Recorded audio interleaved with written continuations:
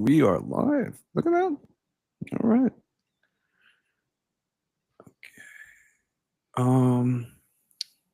Yeah, I think we got like a frame of something going on. So I'll kind of set it up, but we are live.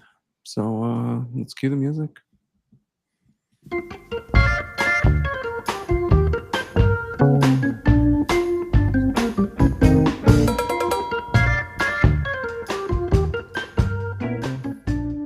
Welcome, one and all, to another edition of Everyone Hates Us, a podcast dedicated to the art of winning and the beautiful sport of baseball. Baseball season is underway. So I'm not even going to add a baseball and basketball, even though we're going to talk about a little bit about basketball. But I'm Euno Lee, joined by my gracious co-hosts, Dan Grievitz and Collin Murphy. It's been a little while since we've seen you guys, and to those of you who listen in and chat and comment or send me text messages about our content, thank you for always tuning in. We're always happy to have folks who listen and have some stuff to say. That's the whole point, is to start a discussion. So yeah, to that effect, there's some things that I'm working on. I'm in the lab, baby. All the applications are in, like I'm all good, I'm straightened out. So I'm in the lab, baby. We're figuring stuff out. We're trying to see how we can make this a little bit more interactive and fun and just kind of create a community around what we're doing. And if you're thinking, oh, he's talking about a Discord channel, you're probably right. I don't know what the hell else to do. Is like Discord like the default, like, hey, we're like the fun Slack. Like, is that like, what's your guys' take on Discord? Like, Murph, what's Discord to you? Like, how would you differentiate it from Slack?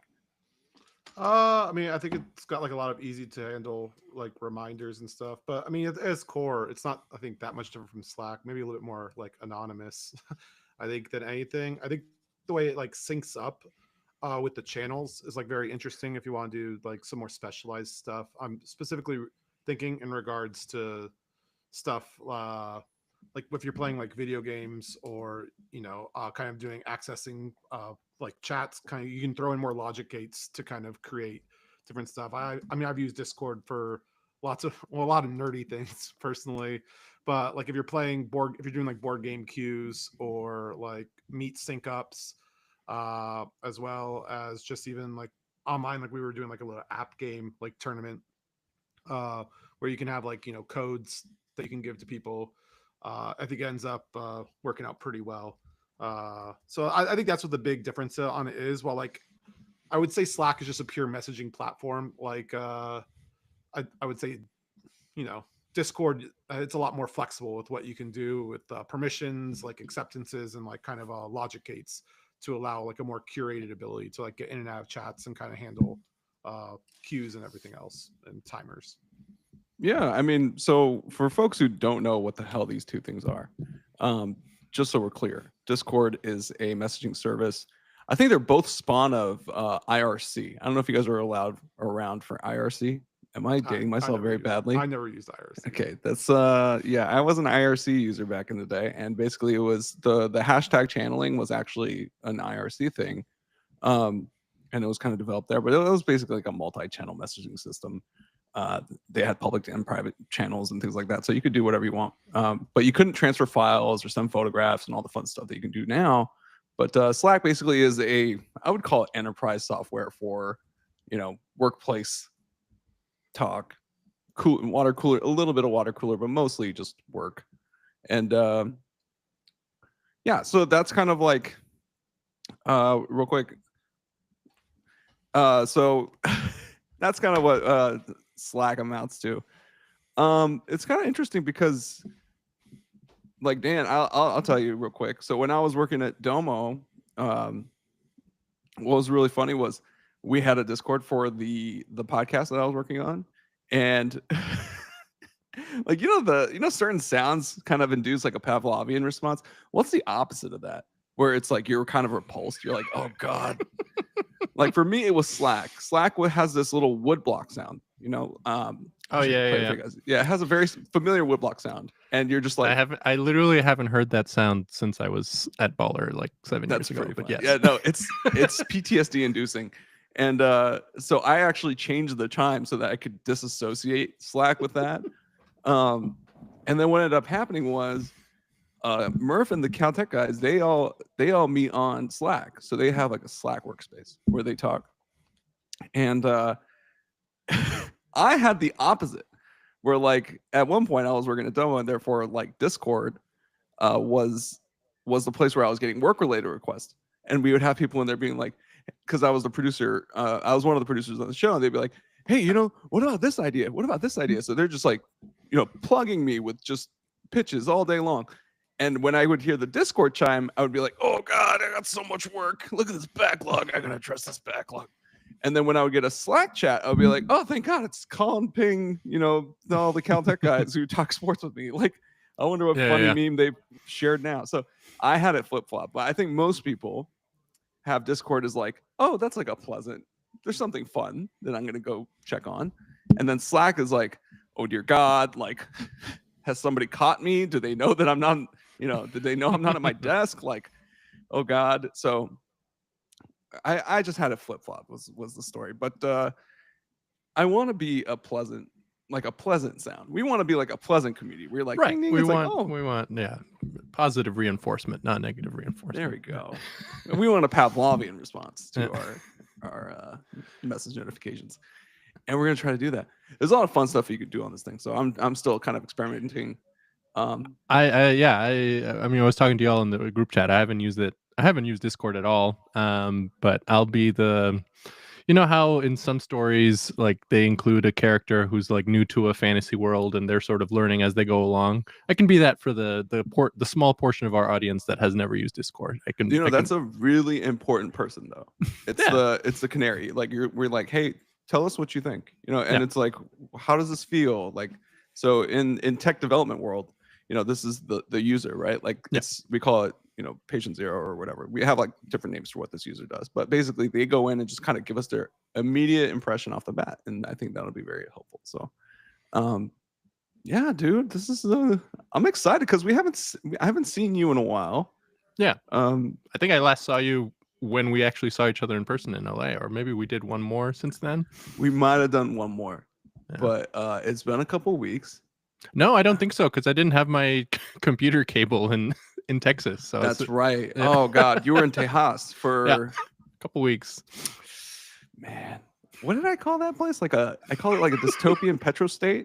I think that's what it is. Yeah, like for most of the state, that's very accurate. And then the parts that aren't, it's so heavily influenced by the parts that are that it might as well be. Yeah. Yeah. I heard they're launching a rocket today. Well, they're always up to something. Yeah, they're gonna try to launch a rocket into Mars. Good luck, Elon. These always seem to work out, right? Like, and I'm being sarcastic. It never works out. I feel like Elon invented crashing and burning for spaceship launches. Like nobody does it more persistently. This guy is the what is the equivalent? He's like the Reggie Miller of crashing and burning rockets. Like you can just count on him to be an 18-point performance when it comes. I thought you were going to say the Steph Curry. No, Steph Curry has like off days where he actually doesn't do the thing. No, like Reggie. Not against the Rockets. I don't think you got what I was saying. No, very nice. Very nice. Don't you mean the injury bug that crashes the Rockets? That's a great pun, by the way, Colin.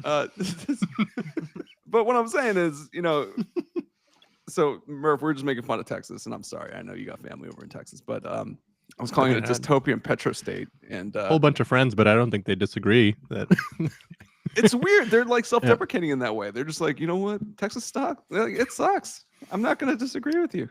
I mean, yeah, I was there last week, and it was like 100 degrees already, which is it was brutal. That's just like the petrostates we have on the other side of the world. I was there for COVID, and I just remember thinking, like, I never get hangovers, really. Like, the only time I really remember getting one out here was I played Sangria Pong once in college. And that was an awful decision. Just asking for it. Like, I swore. I'm getting a hangover just hearing about that. Not even, like, drinking. Just kind of existing out there with the humidity and stuff. I swear I was waking up with what felt like a hangover on some of the days. It's just so rough. I didn't even drink last night. Why do I feel this way? Yeah. I was like bleeding, like yeah. I guess hydration. Consult your just doctor existing. before visiting Texas, and Seriously. a lot of adverse side effects. Yeah, Texas sucks was the thesis of that. So I was talking about the Elon Musk rocket launch, and I was like, this is gonna go poorly. It's not going to Mars. Let's be real. There's no robots. It's not going to Mars. Like, ugh. Poor guy. So yeah, let's not talk about Elon right now. Let's talk about NBA Finals. So we're coming up on what feels like is going to be the least interesting NBA Finals I have ever heard of. I'm sorry. My thing is, all right, if the Knicks are on, I'll hate watch it, right? Like, Okay. but like, if they're not even going to make it, and it's like, Tyrese who? Like, I think come I'm on, going to dog. disagree with you a little bit on this one. I mean, I will caveat this with there is a solid chance OKC just rolls. That's what what I'm I was gonna saying. say. Yeah. Yeah, it's a buzzsaw. But on the flip side, the Pacers play a very attractive style of basketball. Yeah. They play at pace. They're a very good offensive team. The finals is going to be, this is, the best offense versus the best defense. And the best defense also has a much terrifying. better offense. They also have a much better offense than Indiana's defense. Screw the offense versus the strength for a little bit. The offense is also good, and the defense is like utterly devastating. Like what they did to Anthony Edwards in the first 2 games was disrespect. I'm like, yo, this guy needs permission to take a shit out here. Like he can't do anything. Like this is. I think. My God.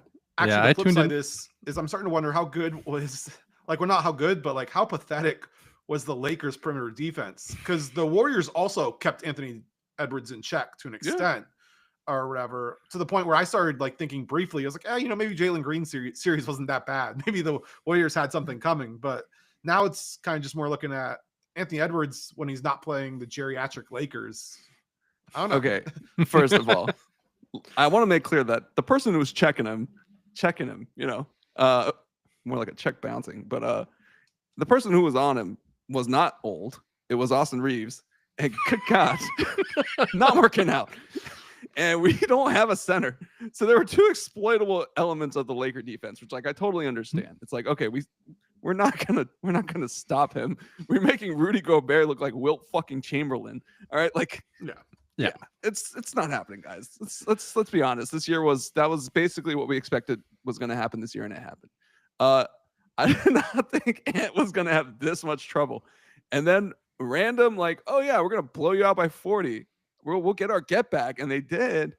But it does feel like an OKC buzzsaw. I don't know, Dan. What are you thinking? Yeah, I mean, OKC is just such a well-constructed team. Like you talk about how Ant's doing. Like, yeah, OKC just has this army of supremely switchable, good on-ball defenders, and then they have the big men inside, and they just rain threes on you and run all day, and then SGA just breaks you down. And yeah, I would be surprised if they don't beat whichever East team gets to the finals pretty easily.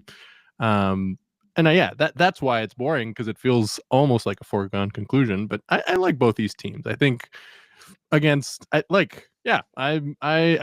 enjoying the series. What I've caught since I have been on the road for a good chunk of it. But yeah, I like the Knicks team. I would like them to be better than they like. I would like them to match what they look like on paper on the court. But I do think the Pacers will close them out pretty easily the next few games. Did you hear that line Kenny Smith had? That was pretty fire. No. He said when talking about the depth of the Pacers versus the Knicks, he said Thibs wouldn't play 9 guys in a baseball game. Oh yeah, yeah. Everyone started dunking on Thibs. Yeah, for sure. For good reason. But on that route though, like I do think it's going to be kind of interesting that we're staring down a finals of 2 teams that go deep into their bench. Yeah, I mean, I think the 2010 certainly, or whatever, everything's been characterized as a playoff team is a team that doesn't go to their bench. It's a team that runs 7 or 8 guys deep and just rolls with those guys through and through. And now we're looking at kind of teams that are the opposite of that. Teams that, I mean, well, obviously the Thunder have the MVP, but Halliburton as their number 1 is pretty weak for a finals team typically, or whatever. But that Pacers team is a really, really deep team. But yeah, I mean, I think heading into the playoffs, everyone kind of thought OKC was a tier above everyone else. I think the Nuggets series, heart of a former champion, Jokic is the best player in the world. I think people maybe kind of forget that the Thunder were always supposed to walk to a title this year. And I think this obviously makes the Nuggets look a lot scarier in hindsight. But yeah, that it does feel like the Thunder are. Did the Thunder have like the best point differential in like ever? Like they were just they were it's a great team. And they still have a million draft picks, and Sam Presti's been cooking up something good down there for a while. But it makes for less exciting watching. But at least this is better than the Durant Warriors when it felt like it was a foregone conclusion. Okay, yeah. Like this is an organically constructed team. Or at least as organic as the Clippers gifting you SGA and I would argue this year's coming off a lot like 2018, where you have the overwhelming favorite. They got taken to the brink by a team that you didn't expect, who had an MVP, and the finals will never stop talking about this Rockets. Well, no, I mean, think about it.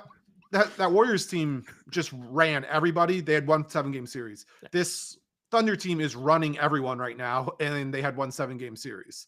I think the similarities are absolutely there. If you want to talk about and Dan's the one that brought up the KD Warriors. My big thing about that run for the Warriors was that Kawhi got injured on the Zaza Pachulia closeout, and I thought that the Spurs probably had the best chance to finish them off. And like if Kawhi hadn't gotten injured, I could see that series being a lot more exciting. But they definitely take game one. I'm still hesitant to. That Warriors team was so overpowered. I'm hesitant to think that they got cocky, got hit, in the face. A Spurs team, a Coach Pop masterclass, and then the Warriors just kind of get serious, close it down in 5. I mean, did they ever even sweep those Cavs teams? Because the Warriors were always way better than those Cavs teams, but I think they dropped one. They've always. I don't think they ever swept them. Yeah. They had a 4-1 and I think a 4-2. So. Oh, no, I don't think they never took 2 off of them with KD. They took not with KD. Sorry, the initial one was 4-2. Okay, the LeBron's greatest series of all time. Just like Jelly, here, up on my back. The series Iguodala winning Finals MVP for holding him to. We contained into 30 points a game, guys. We did it. Like 37 or something. He led in every single category, but Iggy really held it down. That one really was a farce. Just give it to LeBron at that point. Like, come on. We thought he was going to get Jerry Weston for sure. Like that series, I was like, bro, the only reason ABC needs to make LeBron MVP because there were 2 unnecessary games played because of LeBron. Like, they shouldn't even be close. Yeah. There's no reason Iggy should have gotten an MVP. Give it to Steph and follow convention, or give it to the guy you actually wanted to give it to. But that giving it to Iggy was giving it to LeBron without giving it to someone who lost the series. 100%. Way to lock him down, Iggy. That was all you. Jesus. Damn, where was we going with this?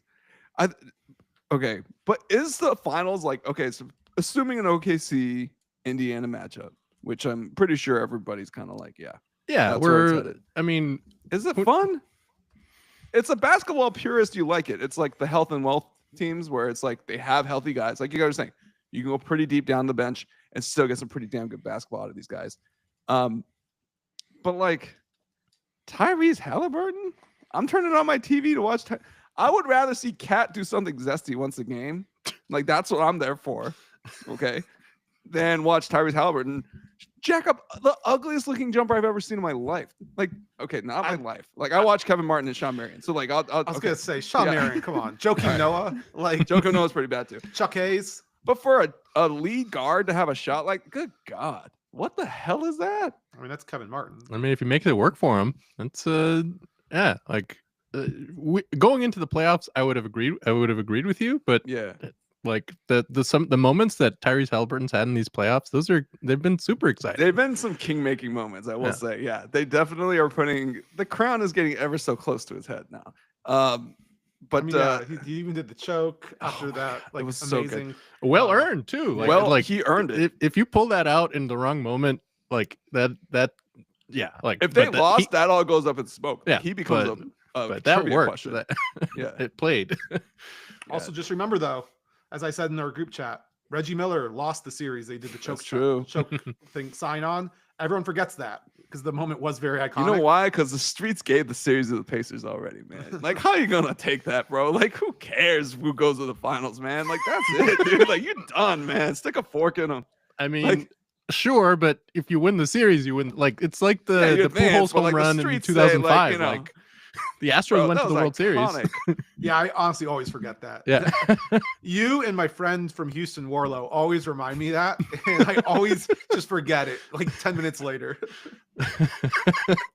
It was nice to finally visit Minute Maid Park and be like, oh yeah, that point on the wall is around where the Pujols home run went through and went into space. Launched further than Elon's next rocket. There you go. But yeah, that's kind of the question. And so Dan, I think you were saying like at the beginning of the finals or at the beginning of the playoffs, you're obviously thinking, ooh, that's not the product the NBA intended at all, right? And then but yeah. I mean, I'll be honest, at the beginning of the playoffs, I wasn't thinking about the Pacers at all. Like I just figured they might win a series and then would get rolled by the Cavs, which looked really good going into the playoffs.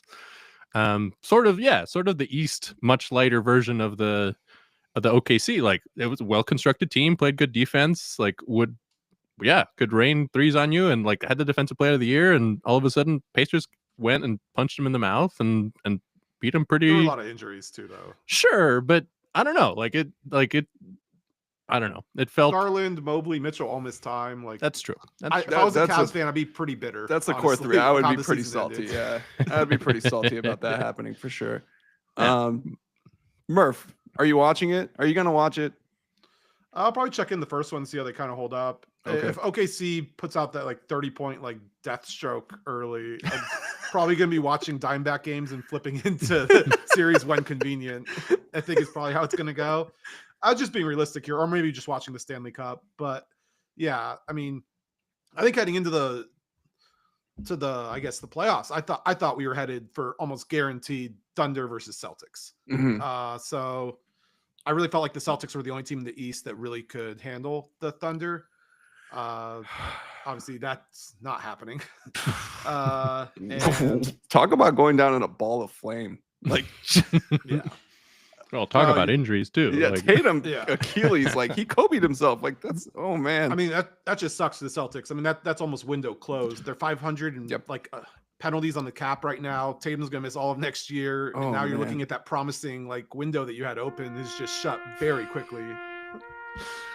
Finally, a well-earned. I'm actually not opposed to this one. Yeah, because the team when Tatum comes back is going to look a lot different from this. Like, I have been meaning Celtics to note every team you play taps for, so that I can remember. This one's an easy one, guys. Yeah.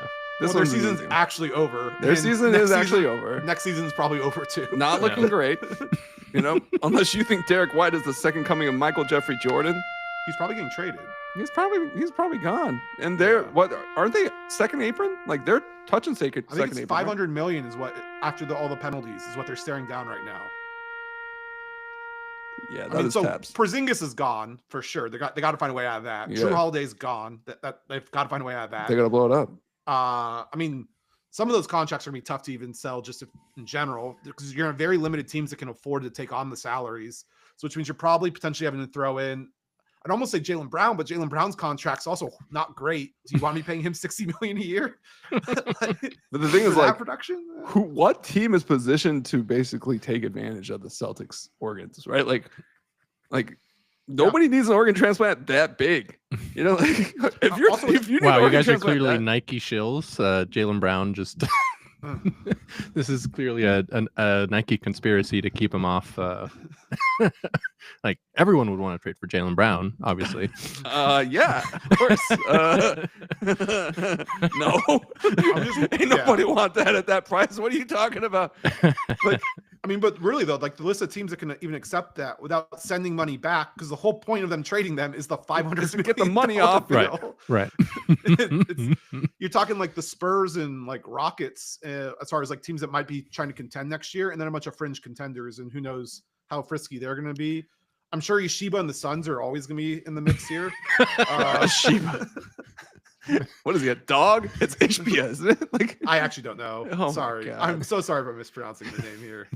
I've who only cares? seen it written. He ran the team into the ground. I don't think anybody's like jazzed about Ishbia right now. He traded for Brad Beal, and That's somehow my big Ken splash. Kendrick is the best owner in Arizona. Watch this.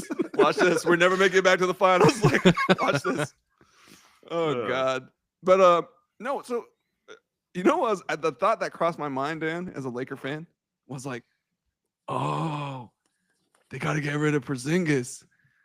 A rim running big. Oh, he could shoot too. Oh God, that whole Dallas thing was such a farce. Like, I was like, oh no, like, oh, it's not gonna work. But we need one. But it's him.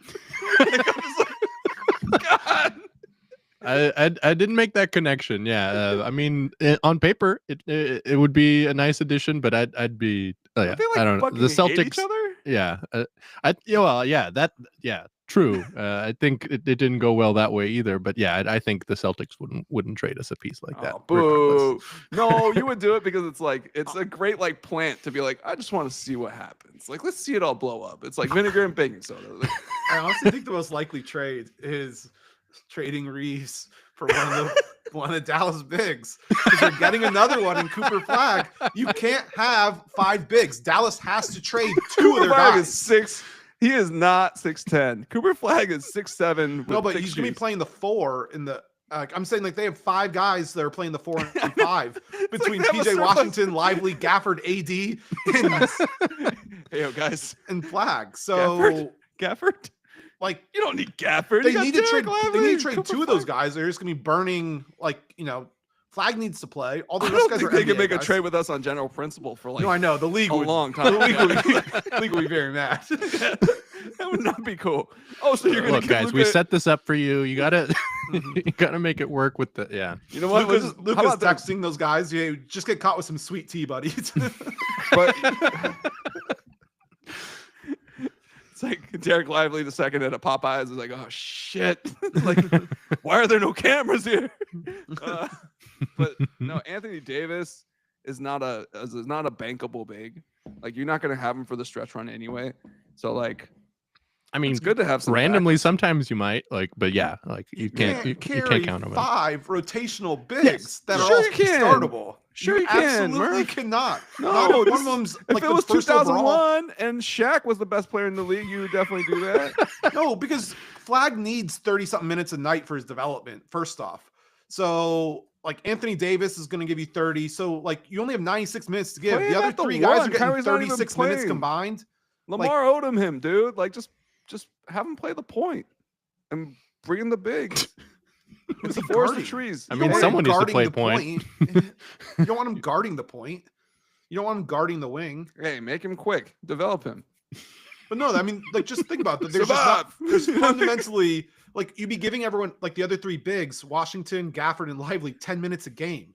Like, those guys deserve way more than that. It's Hey, ridiculous. deserving got shit to do with it. If your only option is to trade them to the Lakers, then it's just No, I like, mean, there's sorry gonna be- guys, y'all sitting here. There's gonna be tons Who of wants teams that are in on Who him. wants a wave and stretch? Anybody raise your hand. Who wants a wave and stretch? Like, I mean, what's it called? There are tons of teams that are going to be in on them, I think, for sure. Because they're Yeah, they're all good pieces. they're good pieces. Well, everyone could use a big that's competent, really. Like, I can can shoot think of the one team that could really use one. like, I wouldn't be shocked if the Rockets And are the kicking Mavs could tires use on it. a shot creator.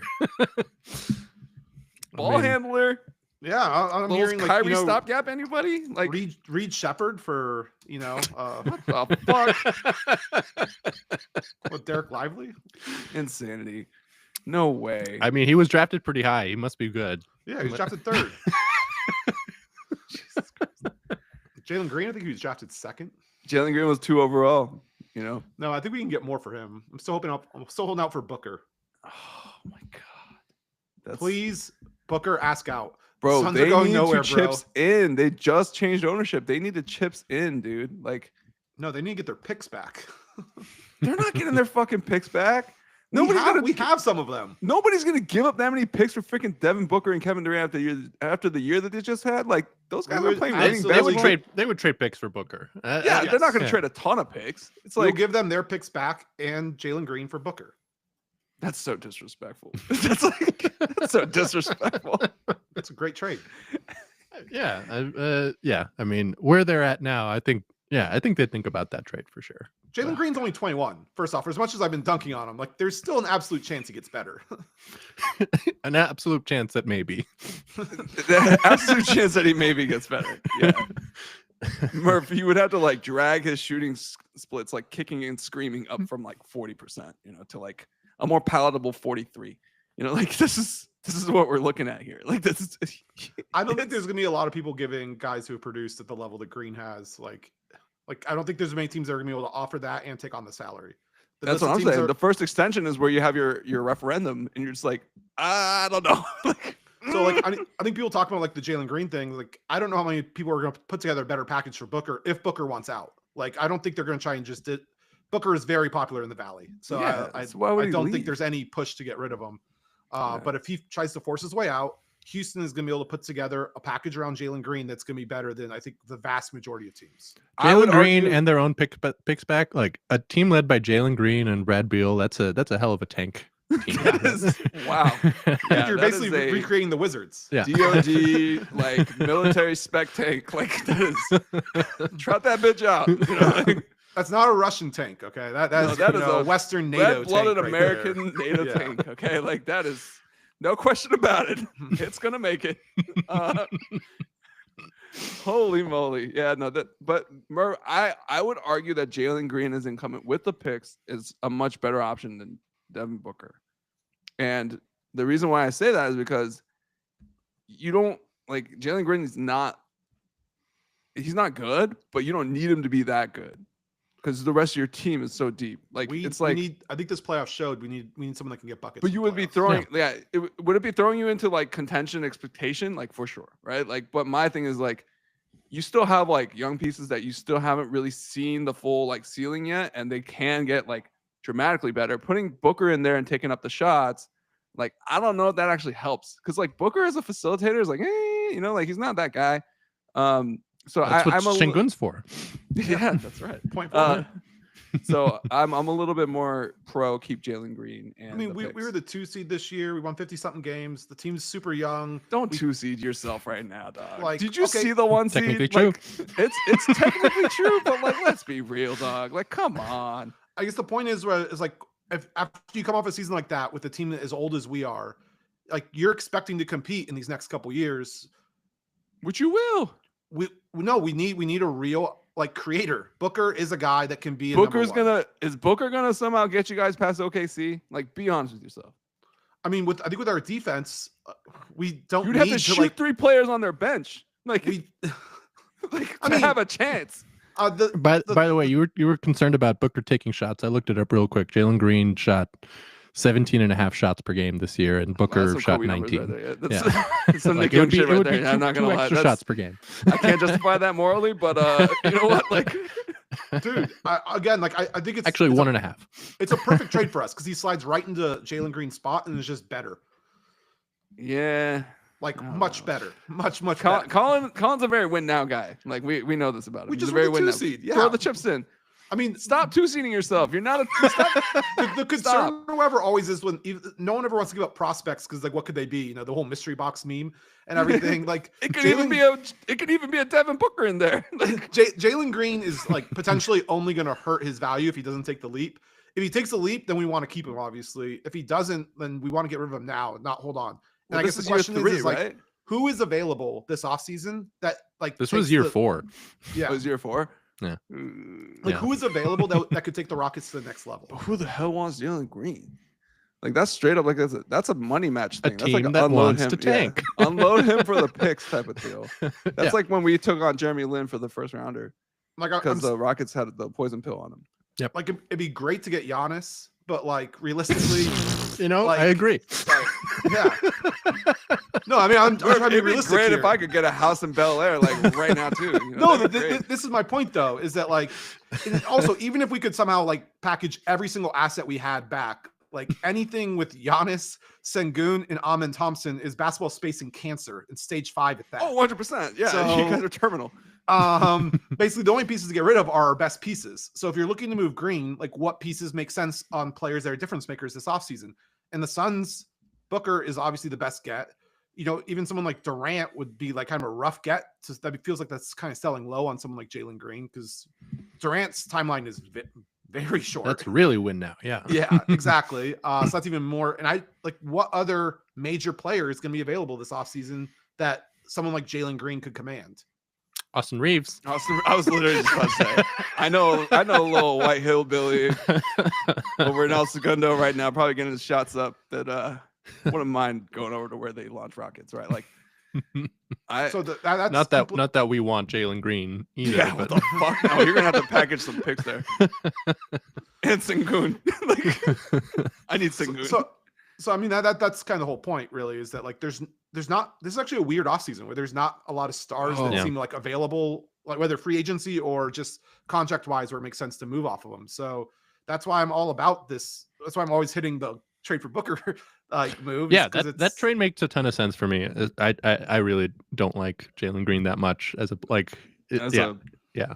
I like him as a wingstop. I do like Booker spokesperson. though. Like I think that would be a good trade for y'all. I think Booker's kind of a punk, so I don't really like him. I don't like him as a person, but I like him as a player. I think. Well, he's a I good don't player. even like him as a player. Booker Like, won me over with the Olympics, and I think There like, you go. Okay, trading yeah. for 29-year-old Booker, I think the odds of him aging out and being like a team player type guy after what we just saw he did for the Olympic team, I'm starting to think like he Nervous. absolutely could turn into a 3-and-D guy Talking as he himself gets older. thoroughly into this Booker trade. Like, if it happens, like, we need to have an emergency pod. Like, Again, Oh. he's if you're trading Jalen Green for Devin, like Yeah, yeah, if you you're trade losing Jalen picks, Green to but that's Devin a hell of Booker, an yeah. upgrade. yeah, but you need to add some, like, like, I mean, that's it- alchemy, right? Like, that's it's like, Reed what the Shepherd fuck or happened like there? That's yeah, sort of that's sort of the idea though. The rest of the team like is really good for like all the surrounding pieces. They just need someone who's good at putting up shots I to just put up don't the think- shots. I don't think Yeah. Book's that guy.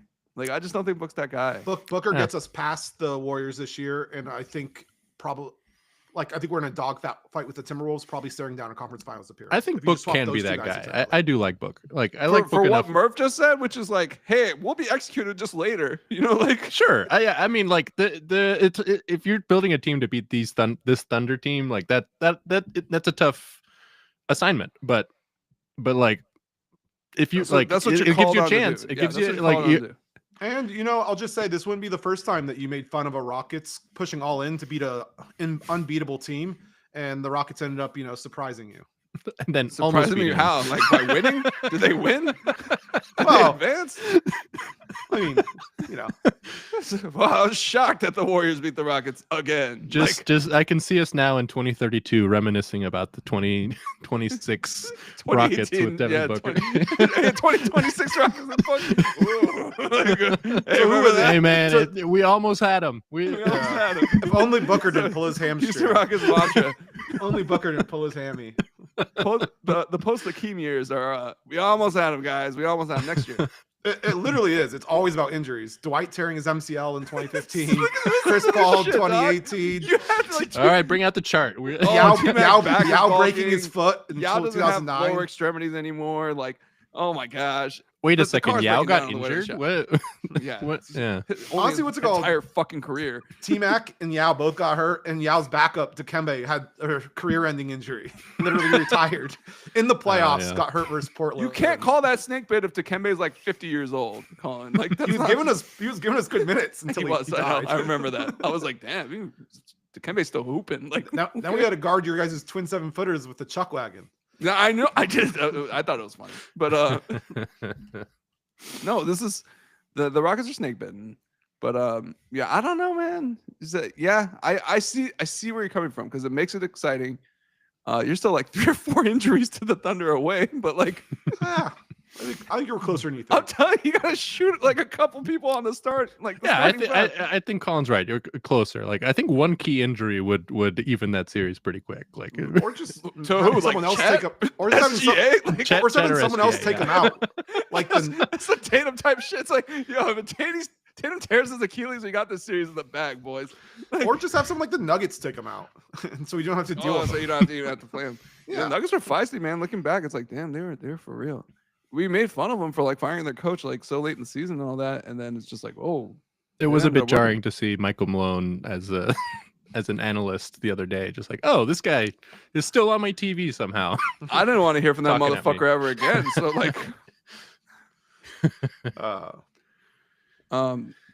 yeah. Who's So the bigger LA hater then, Michael Malone or Jamal Murray? Because that dude is cheeks. In the what next Jamal series Murray again. has done to us, And the sir. Clippers. And What the Clippers. Jamal Murray has done And the to Clippers, that's Lakers. true, yeah. And the Clippers, sir. I don't care if Michael Malone was like, yeah, I don't know. I don't care if he like firebombed Langer's delicatessen. Okay, like it's still Whoa. it's Jamal Murray. It's Jamal Murray. Like you, If you after straight up, my you could pastrami, though, destroy that's In and Out, and like still we would hate you more than your coach. Okay. Yeah. Come on, dude. The guy who morphs into Michael Jordan every time he plays us, that guy.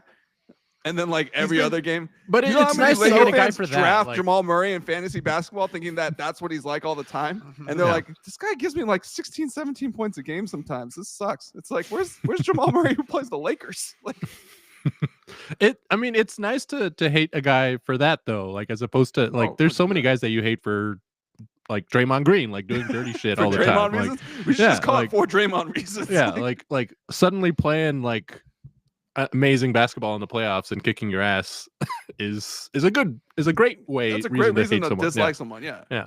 Yeah. I mean, it's a respect, you know? It's something Exactly. it's something I brought up with Ping when we were talking about like what's like the all Celtics team. It's like Chris Middleton, Gabe Vincent, Caleb Martin, Wait, you're just listing off a bunch of Heat players. and Middleton. Middleton, yeah. Yeah. Middleton just mitting him to death. Yeah.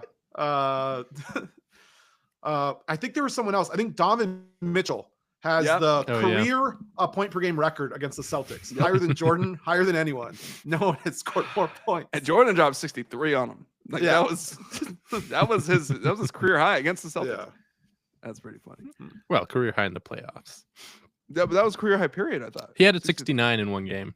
Oh yeah, it's 69. Yeah, in Oh, the regular season Okay.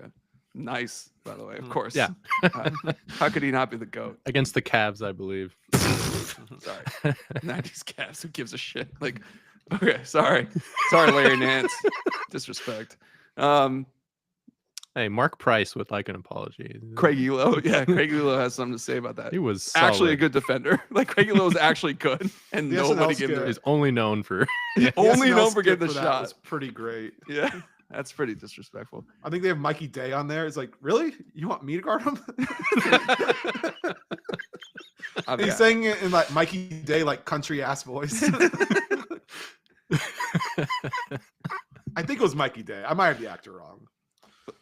Let's do a quick pause for and I think Ron Harper wanted that. He wanted that last assignment. But let's do a quick pause for SGA. Because have they announced that he's the MVP already? Okay, great. Dude, SGA, first of all, was traded to the Thunder by the Clippers in the Paul George trade that sent like so many picks to OKC. Along with like, and by the way, SGA, which I remember saying in the back of the day, I was like, I think I told Murph too. I was like, that SGA piece is a non-trivial piece. Like that is, they did not want to do that, and they did. But my big thing is this MVP like? How do you guys feel about this one? Is it like, do you feel icky? Like, does it feel like Derrick Rose in 2010? Which like I love Derrick Rose, so like, but at the same time, 2011. or 2011, sorry. This is like the first Heatles year for LeBron, and I was like, "There's no way LeBron's gonna win it after what just happened." So it's anybody's.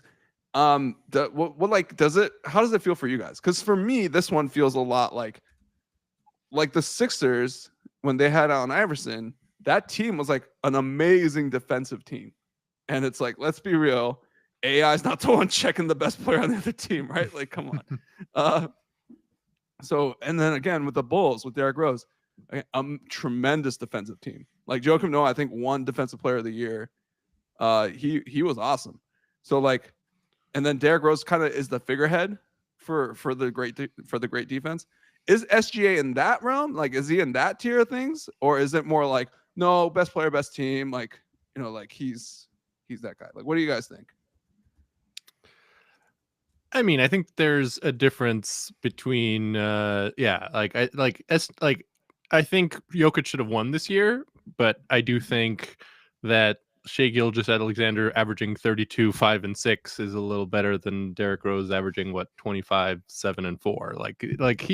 Derrick Rose was good, but he was a lot more narrative driven. Like SGA, another years would have been a very worthy MVP candidate. It's just Jokic is Jokic. I think this is much less egregious than that one was.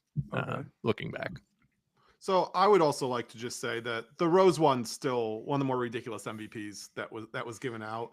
I don't really think best player on the best team has like strongly always been a thing, but let's not like confuse these. The 2001 Sixers had the 4th ranked offense. The 2025 Thunder, I believe, were 5th or 6th. They're 4th. They're somewhere between 4 and 6 ranked offensively. So these are offenses that were very good, while also having good defenses.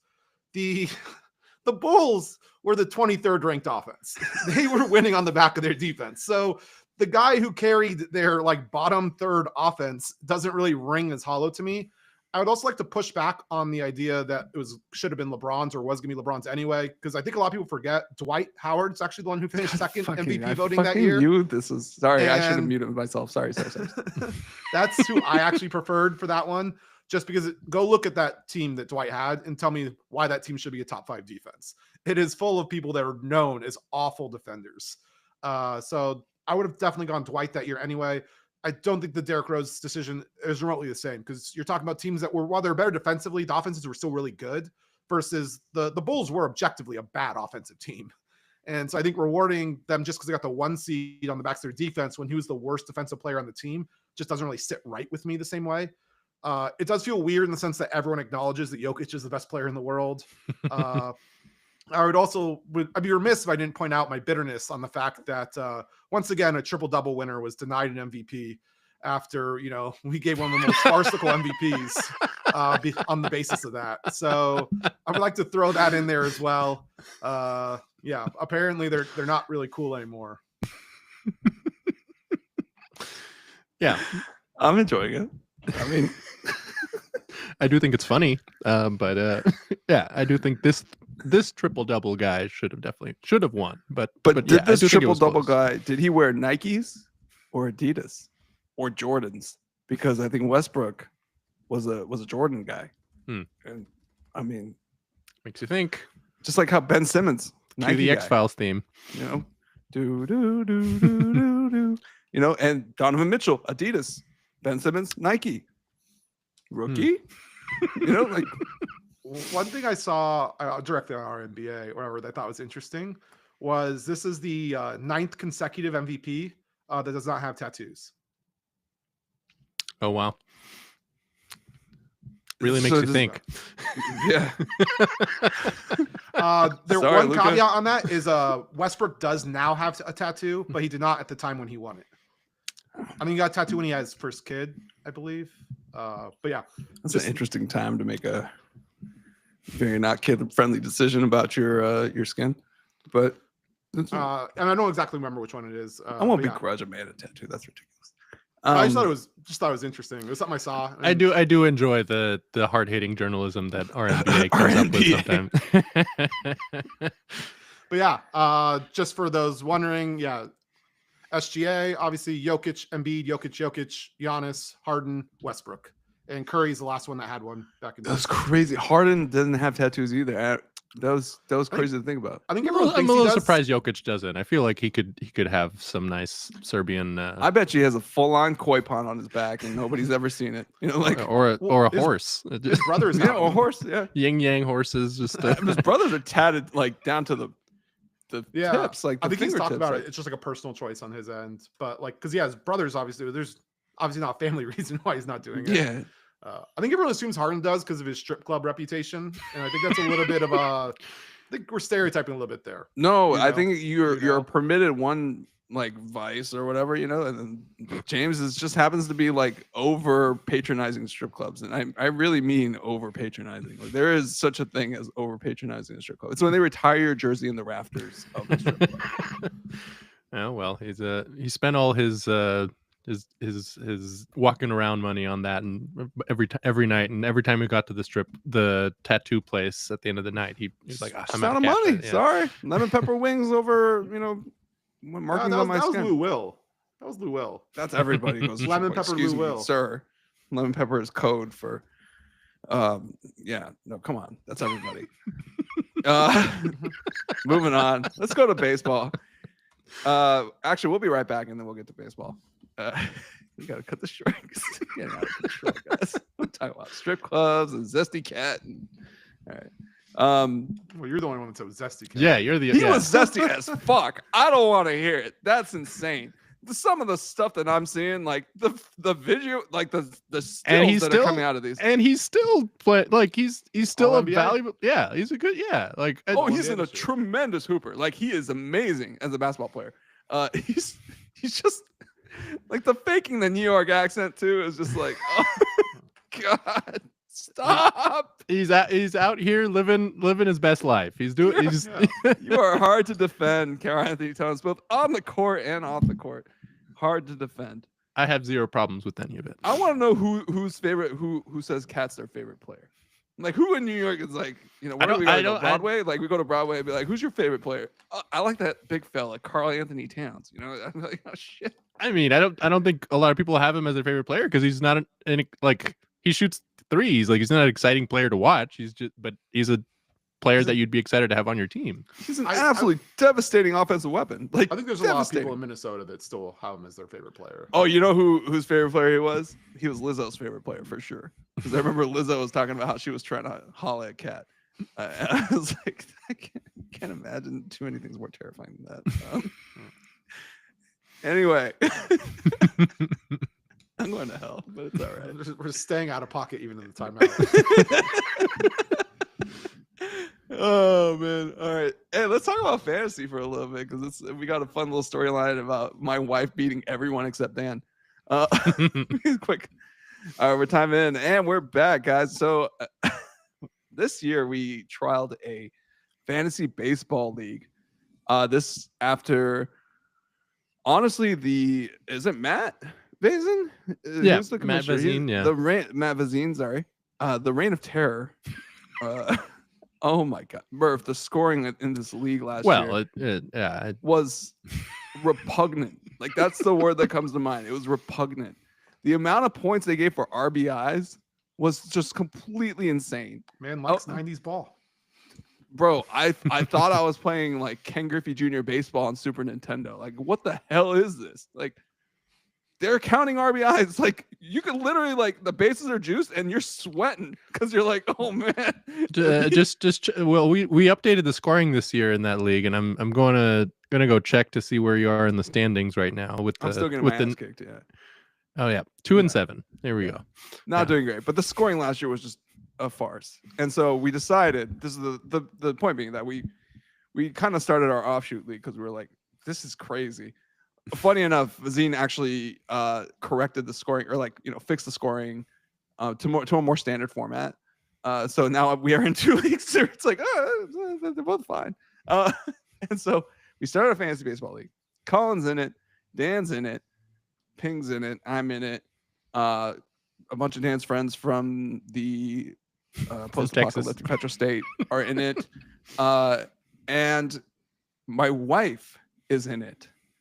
And currently in second place, having beaten myself, Ping, and recently Collin, is my wife Eunice, who, I mean, first of all, she like legit was agonizing to the last second. Should I pick? She had the number 2 overall pick. Do I go Soto or Judge? And I was like, are you serious? Like, I was like, But no, I was like, oh, you for sure hammer Judge, only because. And she was like, I don't know, he's kind of spotty in the playoffs. And I was like, if you miss out on another Judge regular season, you are going to be kicking yourself. Draft him now. And sure enough, Aaron Judge is looking like Babe fucking Ruth, and is batting close to 400 and keeps like straddling around that, which is insane. And she has been absolutely cleaning us up. It's been a fun league so far. But like,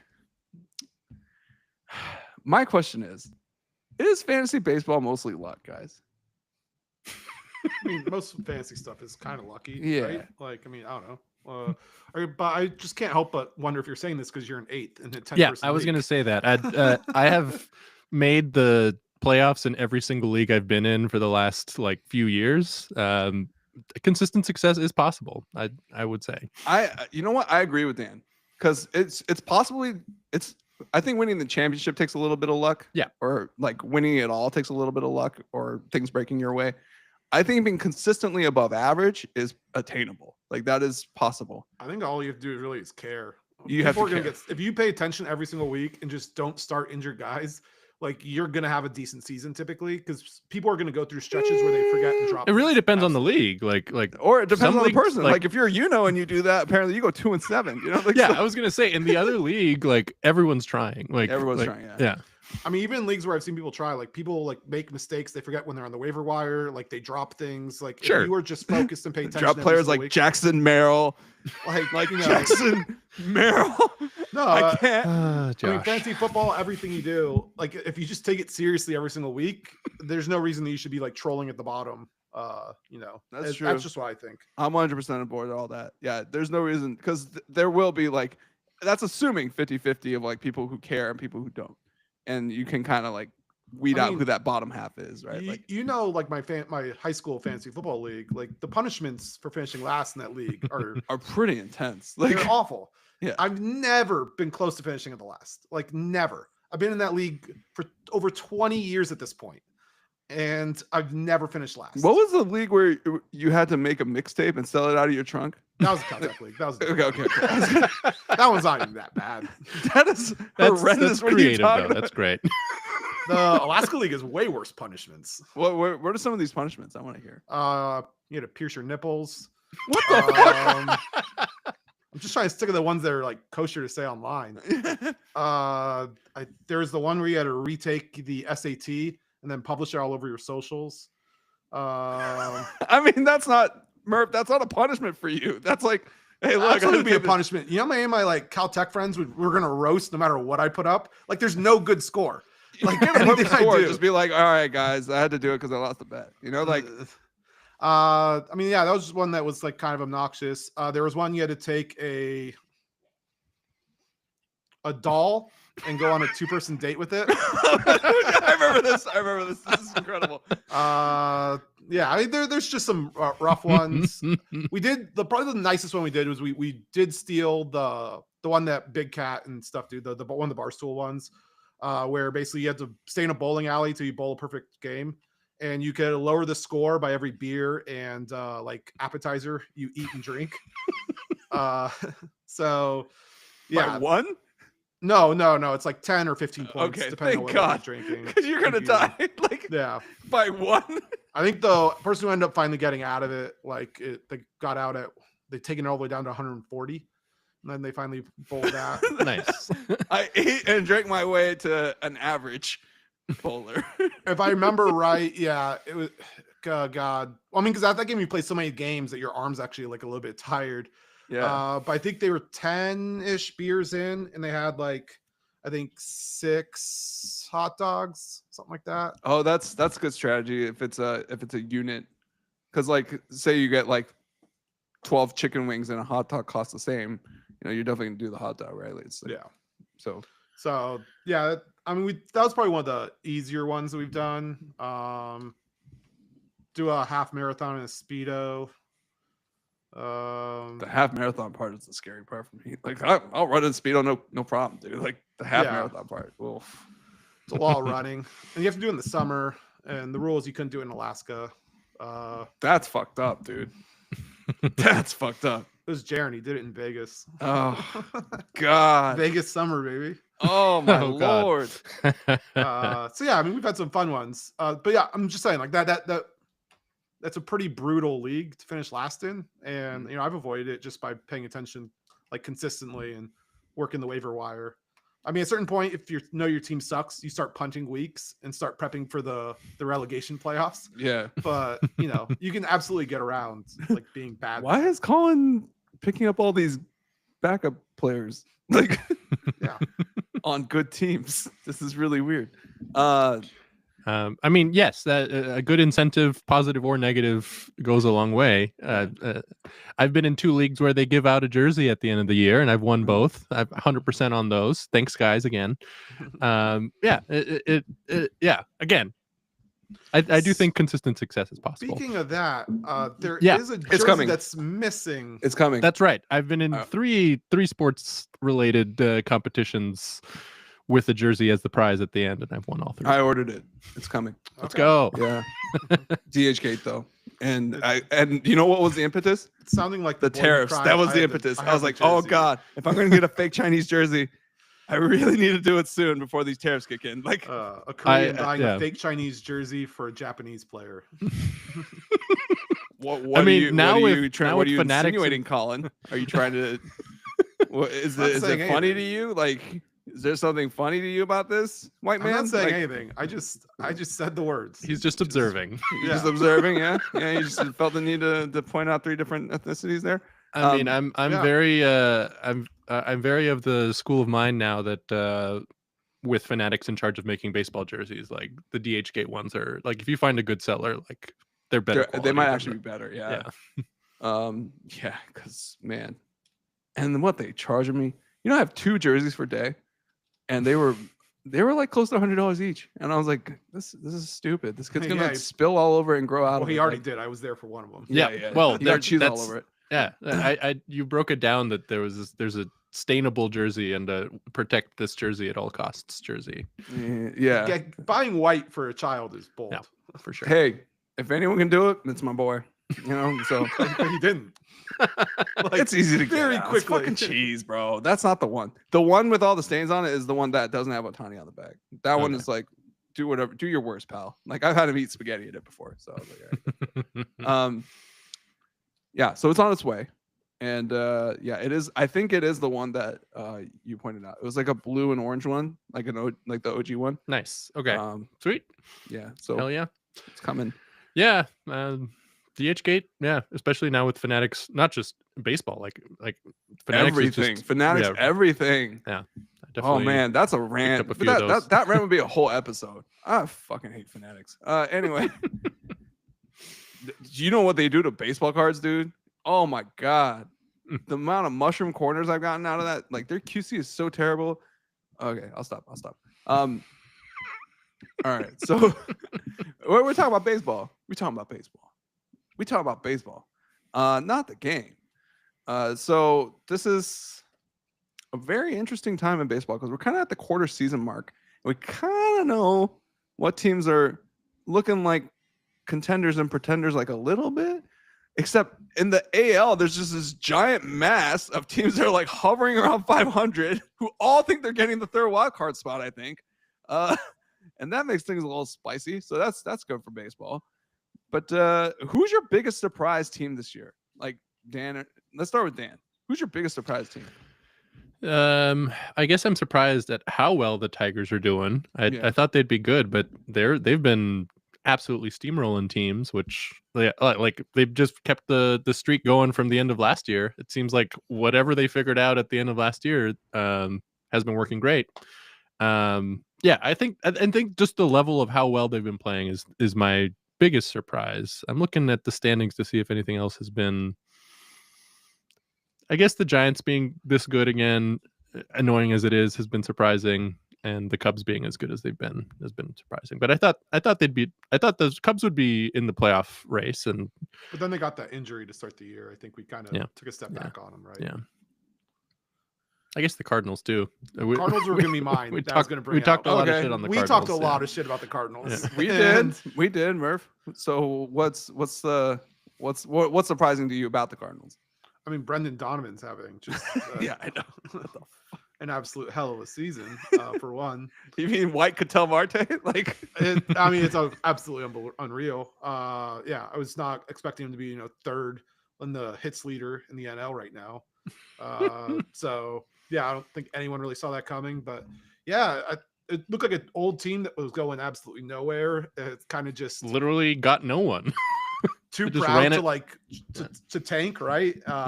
And no, they've kind of found a little bit of their mojo from a couple years ago, and they're competing for the division again. Found the So devil magic again, which is very that's gotta concerning. scare everybody. Yeah. And we'll do disappointing teams after this. But my most surprising team is actually the Mariners, and it's not for the reason that you think. Like, yeah, they're the first place team, and they weren't. This shouldn't be shocking to anybody. It's the fact that they have so many players with an OPS plus over 100. That's like, damn. Like, Big I jumper. did not know. Bro, like Jorge. Let me just name some of the guys real quick. Cal Raleigh. Cal has Raleigh. Been, yeah, Cal Raleigh, who's, I mean, it's been again, insane. by the way, member of my wife's team, of course, because she's annihilating everybody. Not everyone. Okay, not everyone, but definitely a good chunk of people. Cal Raleigh at 176. Jorge Polanco at 159. Tell me you saw that coming, you fucking liar. That one is very shocking. Dylan Moore at 131. Also shocking to me because Dylan Moore was always kind of, I thought, would hover around 100. We got Arosa Reina with a 127. JP Crawford with a 121. Like, what the hell is in the water over there, guys? Like, I guess they just got the chowder powder. It's looking really nice for the Mariners, and it's because the other surprising thing is that so many other arms have been hurt. So they're missing Logan Gilbert. They haven't seen George Kirby yet. He's had one start. He's at one start. Okay, he's back, but he's finally back. Yeah. This is all without like their murderer's row of pitchers, Yeah. and which like everybody knew this was like one of the best rotations in baseball. So if not the best rotation in baseball. So that's the alarming thing is they're not getting it done with the pitching. They're doing it with the bats, which is the most un-Mariners thing that can happen. So that was my shocker.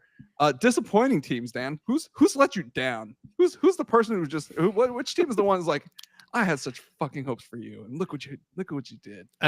Before we move on to disappointing teams, I just wanted to shout out one guy that I personally predicted would be pretty solid. I believe were the words that I used. Paul Goldschmidt, who y'all laughed about on the podcast, but he's got a 153 OPS plus right now. This is the second episode that Dan has gloated about his Paul Goldschmidt prediction. He's still going great. The mildest of takes. I love watching it. Yeah. Oh god. Goldie baby. Murph loves it. I'm the only one who's just like, yeah, whatever. All right, let me pull up the standings again because you asked me a question like this, and Baltimore Orioles, like I think that's just the consensus. default. Yeah, I think that's the consensus. I actually have a different one. Uh-oh. And I think everyone- the D-backs. no. And it's not a team that I think we thought were going to be good, but I mean, the Colorado Rockies are setting just records. Did anyone think they're going to be worse than the Chi Sox? Like, I think we knew they weren't going to be good. I didn't think the Chicago White Sox. No, there's no way. I didn't think the Chicago White Sox were going to repeat what they did last year. And it's not because Jerry Reinsdorfer is right or anything like that. It's just because like that was a pretty bad. Like it was also bad luck on top of being bad. They're like 8 games back of the White Sox. Yeah, that's not surprising me at all. What? I mean, I think they're on pace to have the worst record ever at this point. Like, they literally had the worst start to season ever. Far behind of even where the White Sox were at this point last year. Like they're bad because they're the White Sox of last year without the benefit of having Garrett Crochet to start the year and like get them some. Yeah, they don't have anything to sell. That's the problem. Exactly. Like, who are you gonna sell? Tovar? Like. Yeah, I was gonna say I went to I forget what number game, but it was in the first week of the season this year at Coors Field, and they were giving away a giveaway, and it was Brenton Doyle and Ezekiel Tovar on a T-shirt, and I need a cigarette just hearing about that. Like the fact that got printed and not sent to Africa is crazy. Okay, like damn. And I was like, wow, I should have known then. That's rough. It's rough, dude. I mean, they both won the Gold Glove last year, so like that's what like good for them. But like, yeah, like come on. All right, cool. Like I mean, you got to give them something, man. I mean, I think I would also just throw out like for them specifically this year, we're talking about a team that normally, at the very least, is exciting to watch because they put up runs. It's Coors Field, but their offense sucks this year. Yep. So like they're not even fun to watch. There's just absolutely nothing going for them. There's a tough team to watch. They're getting blown out a bunch. It's a tough year. They are averaging 3.2 runs per game, which basically makes them like everyone who pitches against them is Luis Castillo. Like, there's no way. And they're averaging 3.2 runs per game, and their starter with the lowest ERA is Ryan Feltner. He's the only one under 5. He's got 4.75. everyone else is 5.8 or above. That is dark. And that's Kyle Freeland. Kyle Freeland is 5.8. Literally everyone is over 6. Everyone else. Yeah, so the runs allowed per game is 6.41, which is double their runs. So you per will game. see runs, just not by them. Yeah. It's just the Rockies at Coors Field being 29th in scoring is. Yeah, they've been bad whoever's before. Playing the Rockies. They normally score. At the very least, they score. Oh no, somebody's scoring. It's just not them. Yeah. To Dan's point, they have 9 freaking wins. That is sad, and that's appropriately disappointing for sure. I'll throw another team out here though. Okay. I think after their off season, where we kind of were a little miffed at most of the AL for kind of standing pat. The one team that did something is sub 500. The Red Sox are actually kind of disappointing, really, for kind of the few times in the past when the Red Sox kind of push chips in, they normally go on runs. They've not had the start I think they had. I mean, they're not out of it by any stretch of the imagination, but I certainly don't think they thought they'd be under 500 as we're closing into June. And their best players like William Abreu or Devers. Well, Bregman has been playing super well. The guy they signed Bregman's Bregman. They made a good move. He's been playing great. They're still under 500. That's got to sting. Also, and now he's hurt. Drama's got to be very disappointing. Oh my god! To have all this passive aggressive pettiness go back and forth. I honestly think and I heard it's an interpreter issue. Like the interpreter is the one that kind of spicing these up a little bit. Like I heard that's what it was. I just like. This is the interpreter drama that I want, not the Ipe stuff. Like this is great. Yeah. not my interpreter stole $500,000 a week to pay my VIG.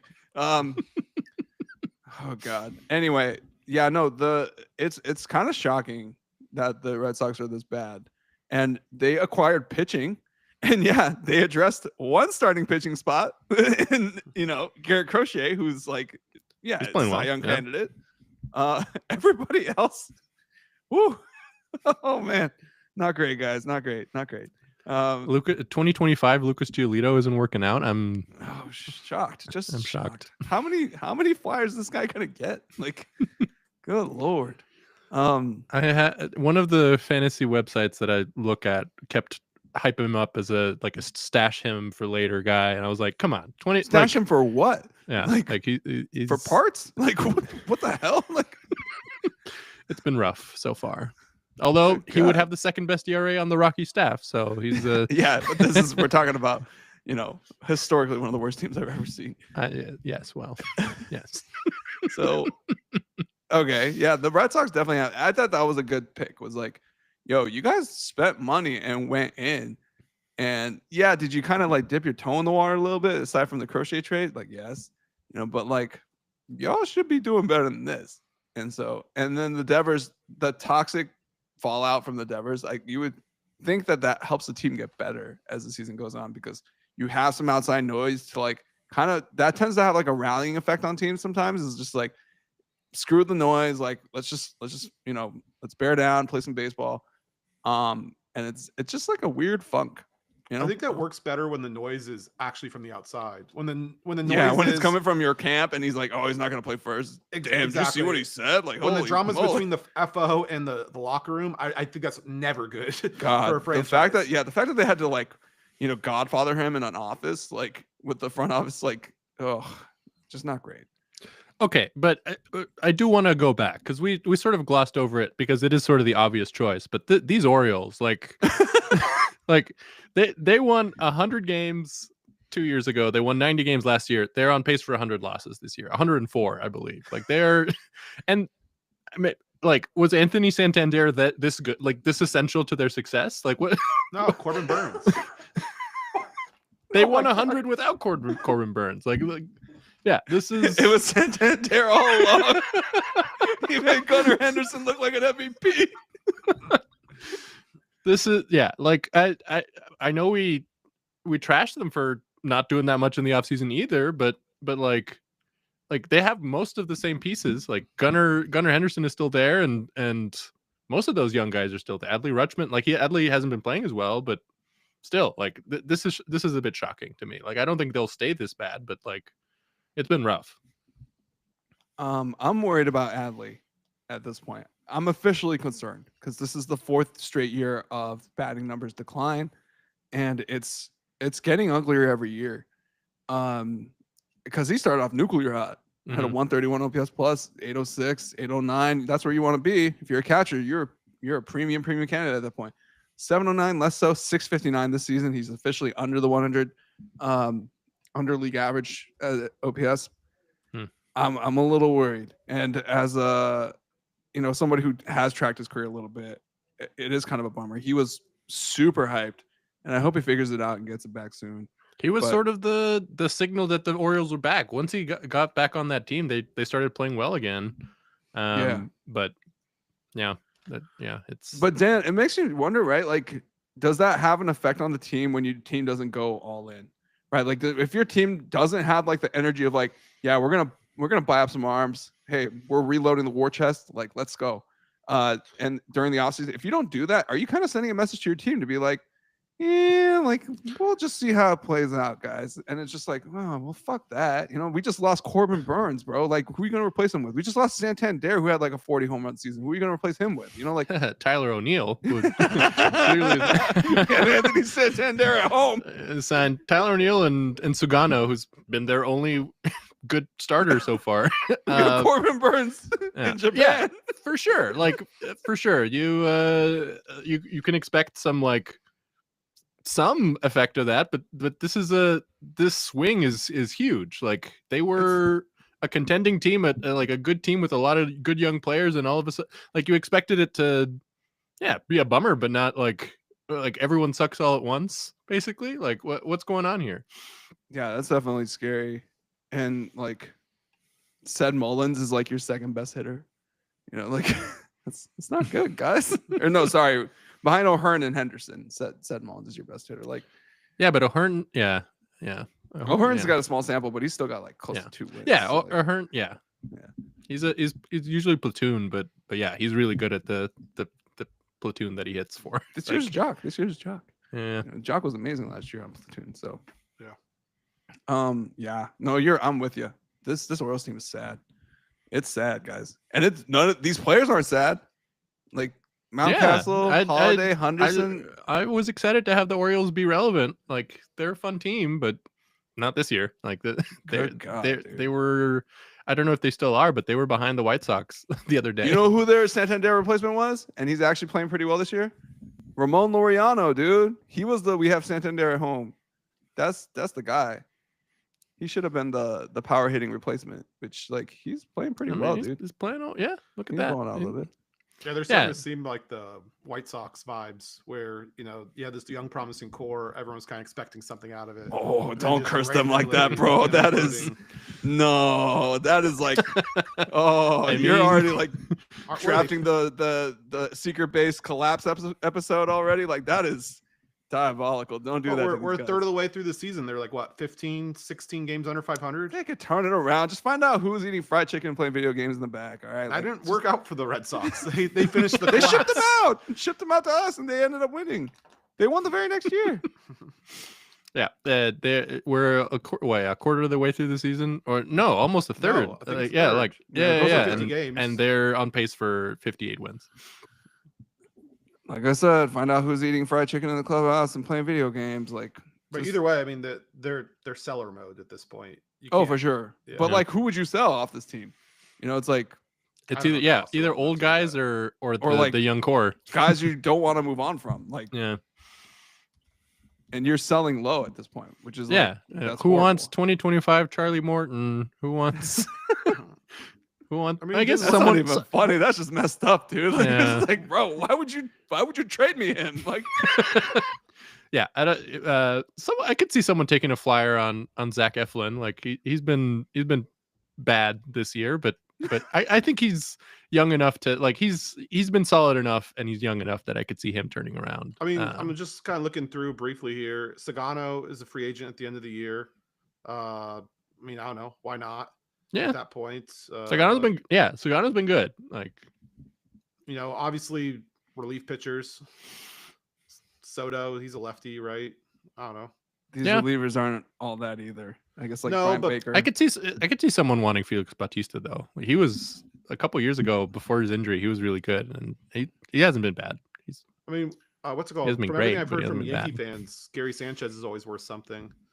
I don't want to hear that shit at all. Like straight up, I don't even want to hear that.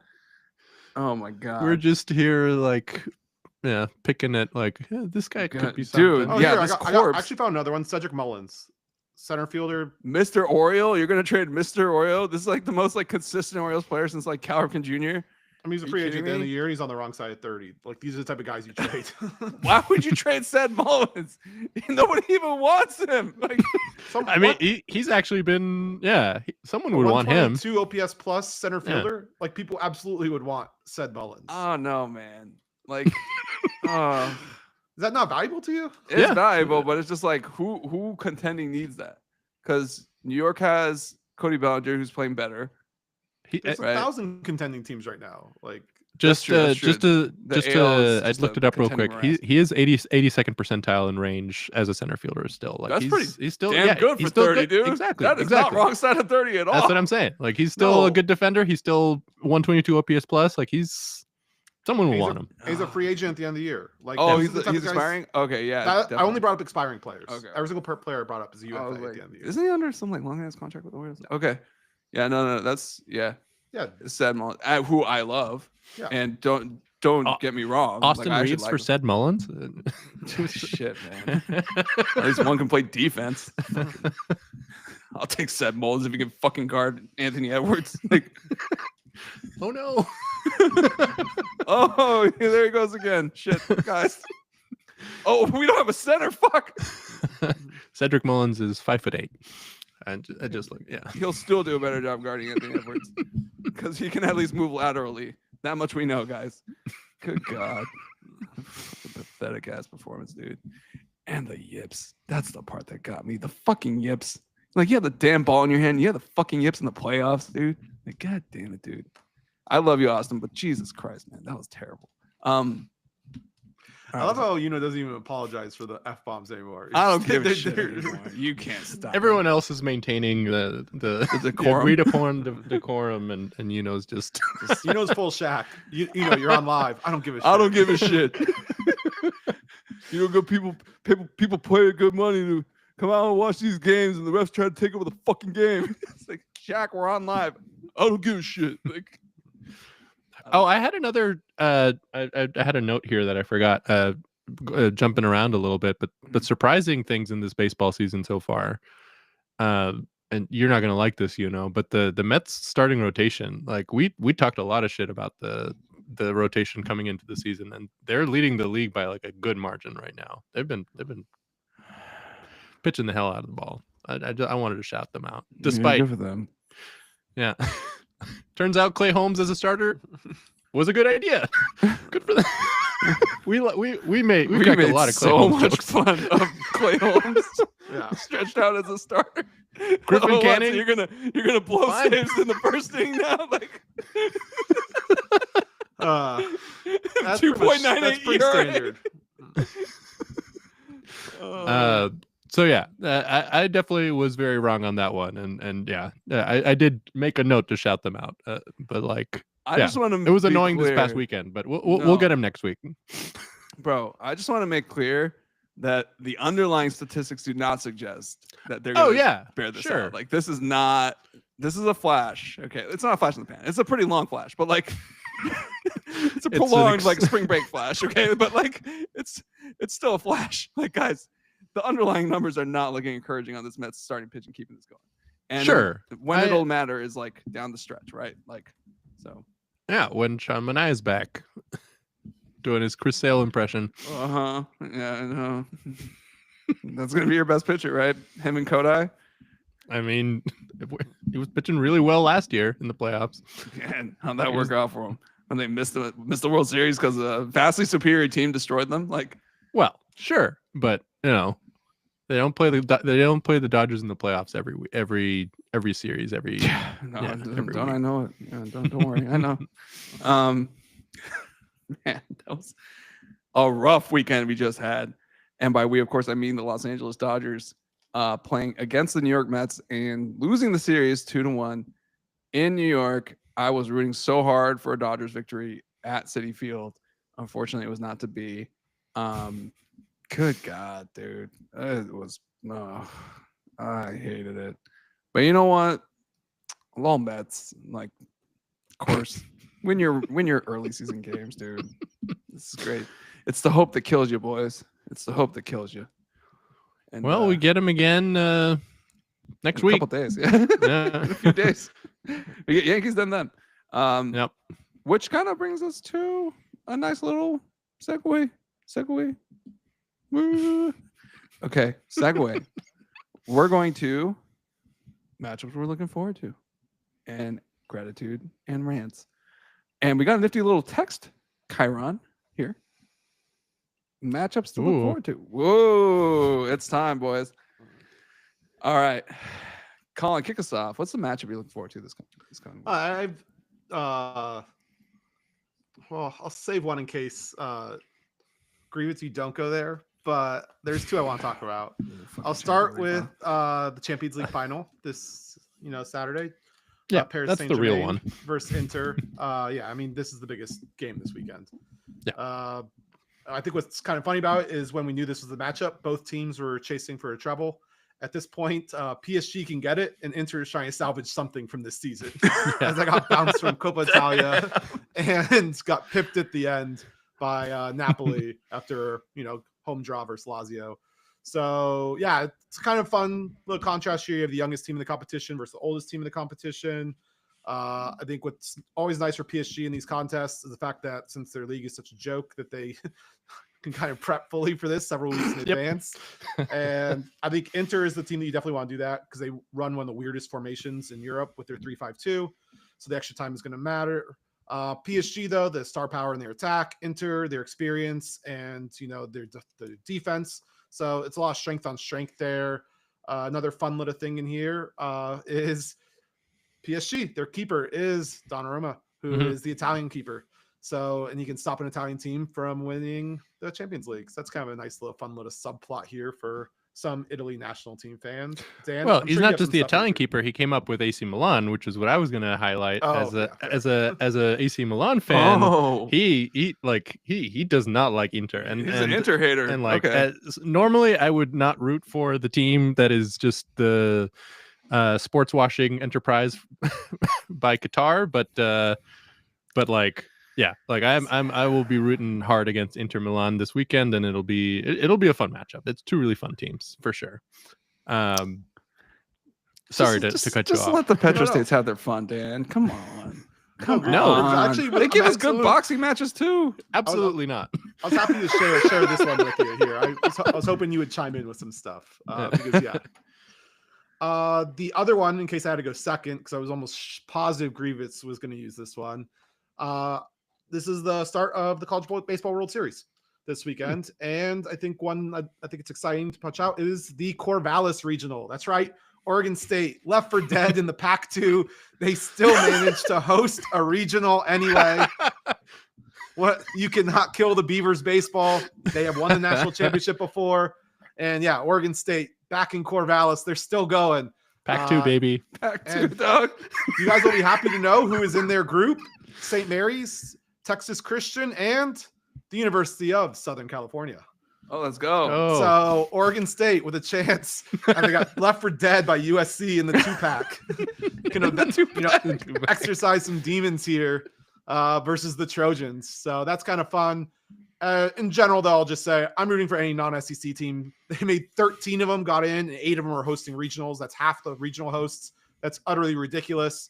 So yeah, I'll be checking out the other regionals in Eugene, UCLA, Hattiesburg, that's Southern Miss, Coastal Carolina. And then other fun ones, Kansas and Georgia Tech are both nationally ranked teams that are in SEC hosted regionals, Arkansas and Ole Miss respectively.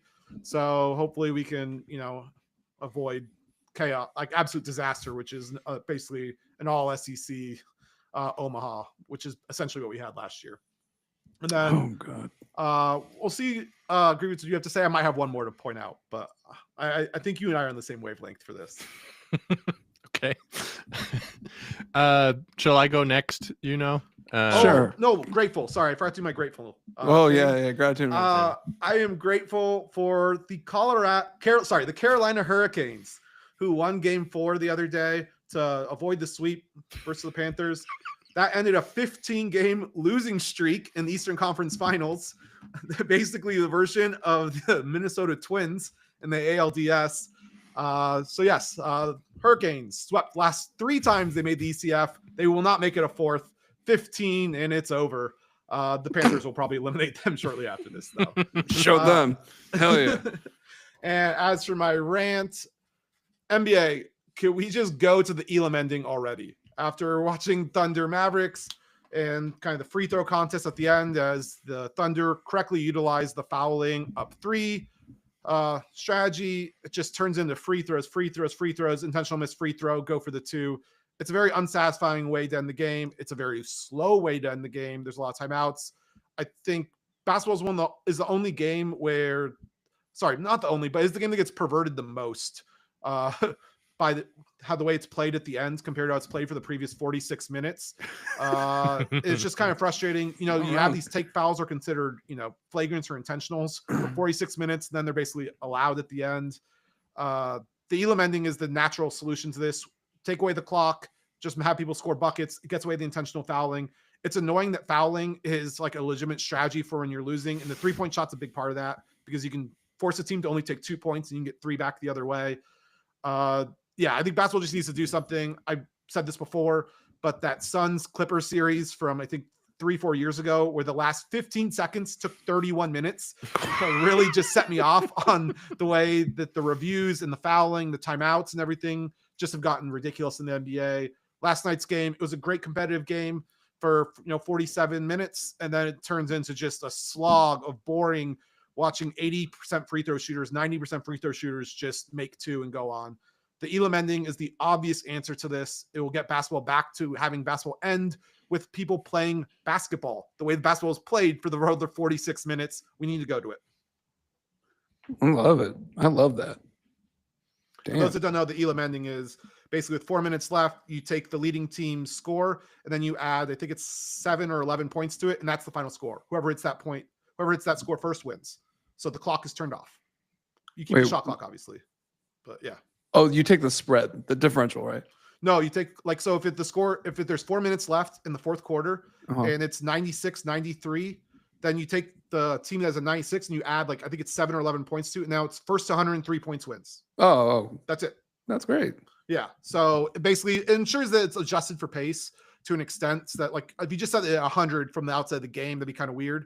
And it allows the last several minutes to, kind of end the way it's supposed that's to. what they did in the All-Star game for a couple times. Correct. Yeah. They were trialing it out. I hope the NBA moves to it. It does seem to be the natural solution to. Then we don't have to worry about restarting the clock to put 0.2 seconds back on it. Oh my God. Yeah. Everyone's least favorite thing to do. And I think they even messed it up last night. I think that guy caught the ball at 0.6, not 0.3. Yeah, I was gonna mention. Yeah, that ending was a little wonky. Although a home fan catching the ball and influencing the game positively like that shouldn't work. But by rule, they should have stopped the clock with enough time to get a shot off for sure. Yeah, definitely should have been 0.6. That's where I saw it at. But I could be a little off. It certainly wasn't 0.3. Yeah. Basketball is the one game where, if it's tighter down the stretch, it's miserable. It's actually miserable until literally it's the last possession unavoidably, and even then it's the drama is, are they going to get a shot off? It's such an anticlimactic way to handle something that should be way more. But exciting. it's only really miserable when it's a team that's 1 or 2 possessions back. Exactly. They're trying to catch up. When it's like back and forth, it's gonna be super fun. Oh Like, yeah. The No, best, they're best going games back. are when it's tied and you're down one score after the bucket. Yeah, Because then like everyone's exactly. playing for overtime, playing for the game. Like those Yep. games have such great pace, and those are the most amazing games to end.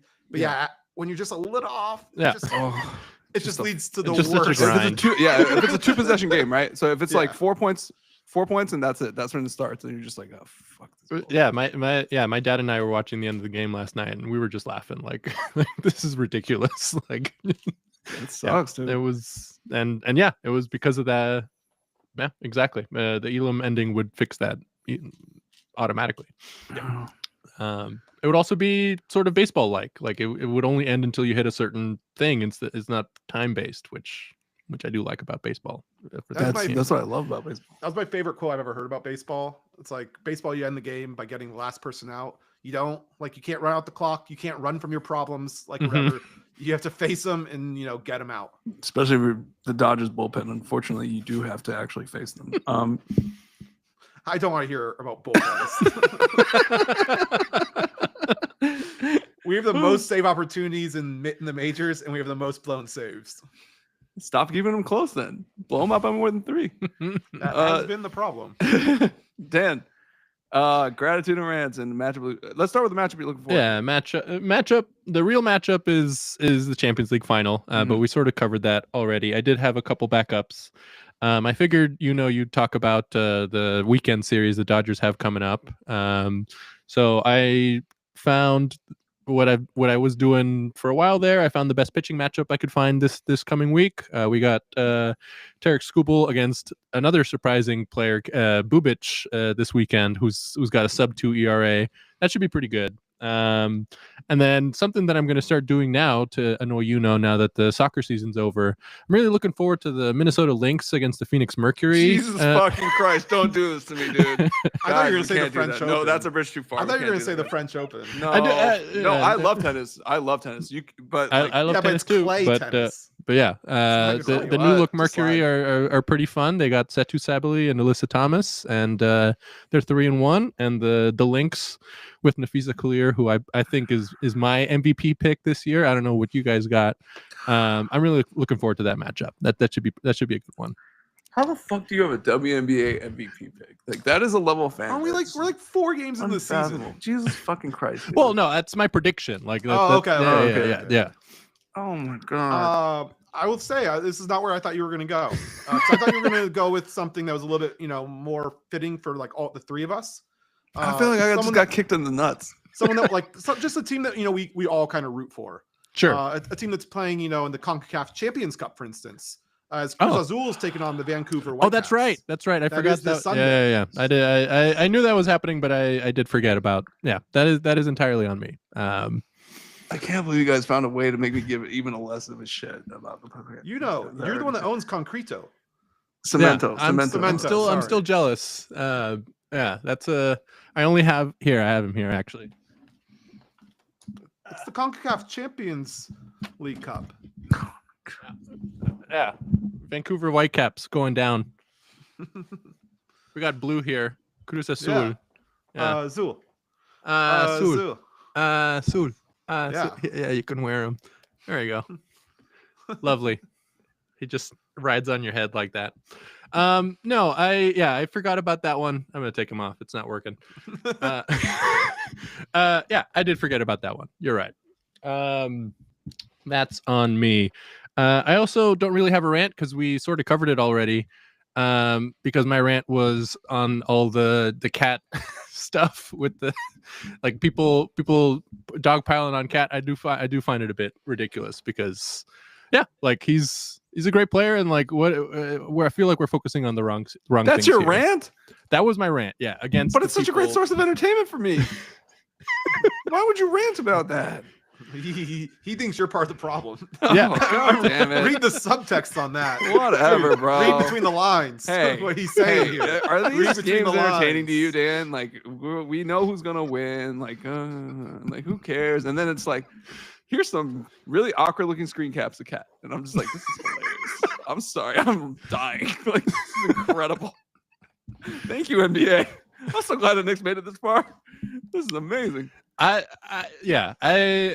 find I derive enjoyment from seeing Cat seemingly having a good time, and he's living his best life out there. Good for him, and he's playing well, like for the most part. Yeah. Gratitude. I also didn't have a long one prepared, but I did. I did want to shout out the Angels finally finding a way to grabbing a piece of that LA market by becoming the Dodgers retirement home, especially the 2017 Dodgers. Now that they have CT3 to combine with Kenley Jansen, I find it quite funny that they're just accumulating all these old Dodger faves. I look forward to them picking up Justin Turner and all these other 2017 Don't do that guys. to my boy JT, Austin man. Barnes. Austin Barnes is available. You're right. Hold on. Quick question though: are Dodger fans allowed to talk shit to the Angels after what happened in the Freeway Series? Yes. There was a freeway series. Absolutely. Shit. Okay. This happens every year. We'll It like drop a happens couple every games, year. but I am it's always the shocked. Angels. Yeah. I'm always shocked that it does seem that you guys lose the Freeway Series like every I year. will give Yeah. the Angels credit. This time they actually did look like a pretty good team. Like they do have some intriguing young guys on that team now.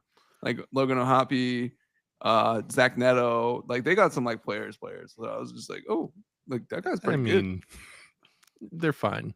Yeah. It's It- like it does seem like for whatever reason they beat you guys very consistently in that Sure. series. I mean it's their freaking like Yeah, but yeah, again, Artie that's would what die, happens every year yeah. in the Freeway Series. Like, Artie we would sort of pass away yeah. if the Dodgers just pounded on them every year.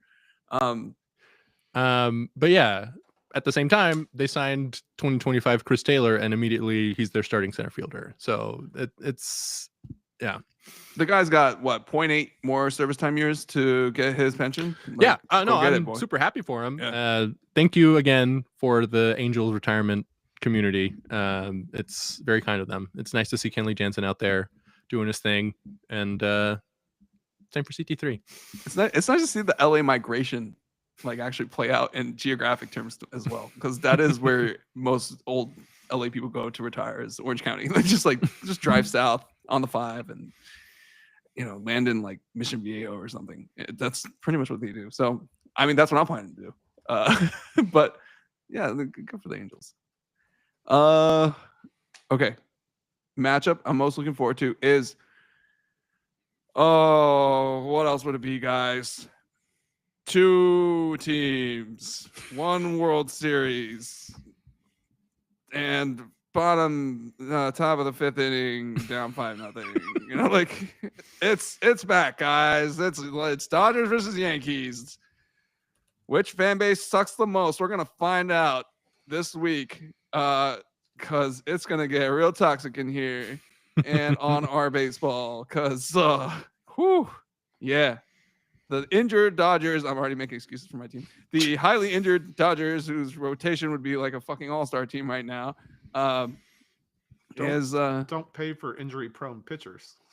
Yeah, What that am I is talking kind of on Snell and Glasnow are kind of on us. Like we his knew fucking that glass going in his name. Like, what Yeah. did you Yeah. expect? But yeah, no. Like, it's one thing to be hard struck by like guys who have a history. It's another thing to sign guys with long documented troubles and then be like, what?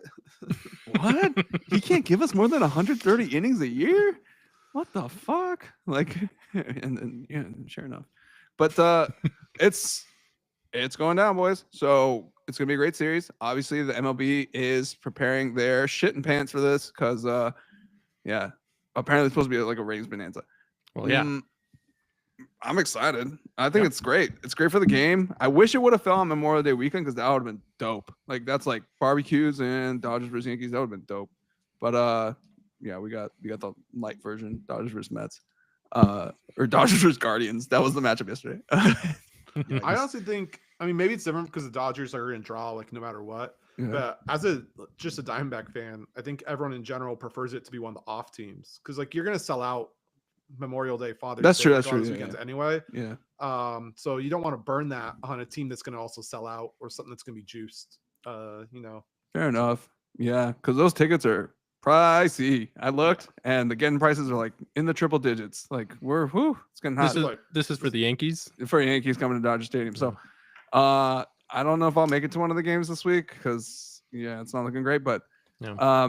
yeah, let's go blue Yeah. and Yeah. Of those three, the one I'm most looking forward to is Yamamoto on Sunday night. That should be fun. Interesting. Yeah. Yeah, and I think it's on ESPN, right? Yeah, We've got yeah, 2 Sunday Night straight Baseball. weekends of national broadcasts, including I think the Apple TV game as well.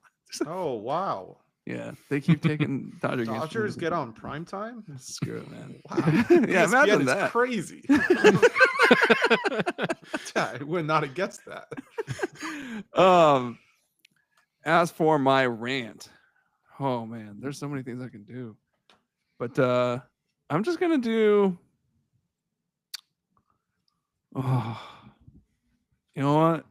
Yeah, my rant will be about the Dodgers losing to the Mets, and it's because I fucking hate the Mets. Listen, man, like, yo, what the fuck, man? Like, I know it's May. I know it's May. We were Okay? literally on live. I know it's May. All right. Like, I know I'm not supposed to care. But God, there's like a toxic part of me that cares about this matchup for some reason. Actually, I do have a little bit of rant at the end also for another thing. But like, but more meta. But it was like, oh man, you know how they say hatred is like taking poison and expecting somebody else to die? It definitely felt like I poisoned myself this weekend, and I definitely wanted the fucking Mets to die. Like, I was like, why isn't this happening? And every time Juan Soto did something like remotely good, like I think he stole a base at one point, and I was like, fuck you, Juan Soto. Like, I don't even like you. I hate this team, and I don't know how to express that I have absolutely no pity for their fans. We haven't won anything since '86. Shut the fuck up, dude. It's gonna stay that way. All right, if I can help it. And I hate this team. I don't know why. It just grinds my gears that this team exists and continues to succeed in varying degrees.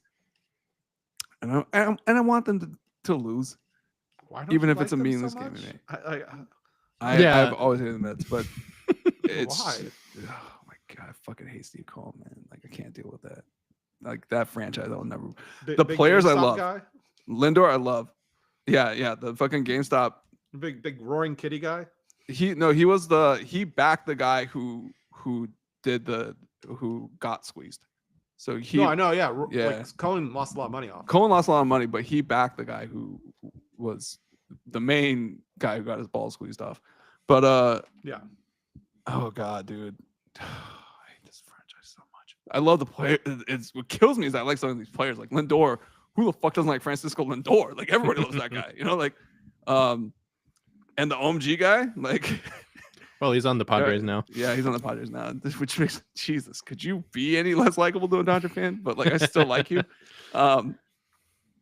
Yeah. So they got some players. I like Manaea, obviously. Just sucks that I hate this team so much. Tyler McGill, Los Alamitos High School alum. Also playing well. Also playing well. Part of that really good rotation. I fucking hate this team, and I want them to lose so bad. Like, I can't. Like, I would plant fried chicken and Xboxes in their clubhouse to just like fucking just lose. One positive note about the Mets. Sorry to interrupt again. I did really enjoy seeing their a post on Our Baseball today or yesterday where they showed that they make a point. They have the 5 boroughs race, like their version of the sausage race or whatever, and the Bronx never wins. I did find that quite funny. That's pretty good. I mean, I wonder if they keep that up because I think I remembered hearing that the Milwaukee brat race for like a little bit they brought in like a soy rizo or something, and they kept having it loose intentionally. Oh, rude. Of course. Chorizo's delicious, by the way, just so we're clear. It actually does taste really good. Yeah, if it's prepared well, I've enjoyed it for sure. Yeah, I use it in like breakfast burritos and stuff. It's delicious. Like, I'm trying to remember. Was it Teddy Roosevelt? In one of the in the Nationals president race, there was one president who would just never win, and I'm trying to remember which one that was. Let's see, National. Oh, like the presidential, like the. Okay. So in Nationals Park, they would like the same thing as this. Like, they would have 4 guys dressed as different past presidents, and then one of them just always lost. President. Do they do the Mount Rushmore guys? I actually don't know which ones they use. I feel like I should know that. I feel like they use the Mount Rushmore guys, right? Let's see. All right, president's race.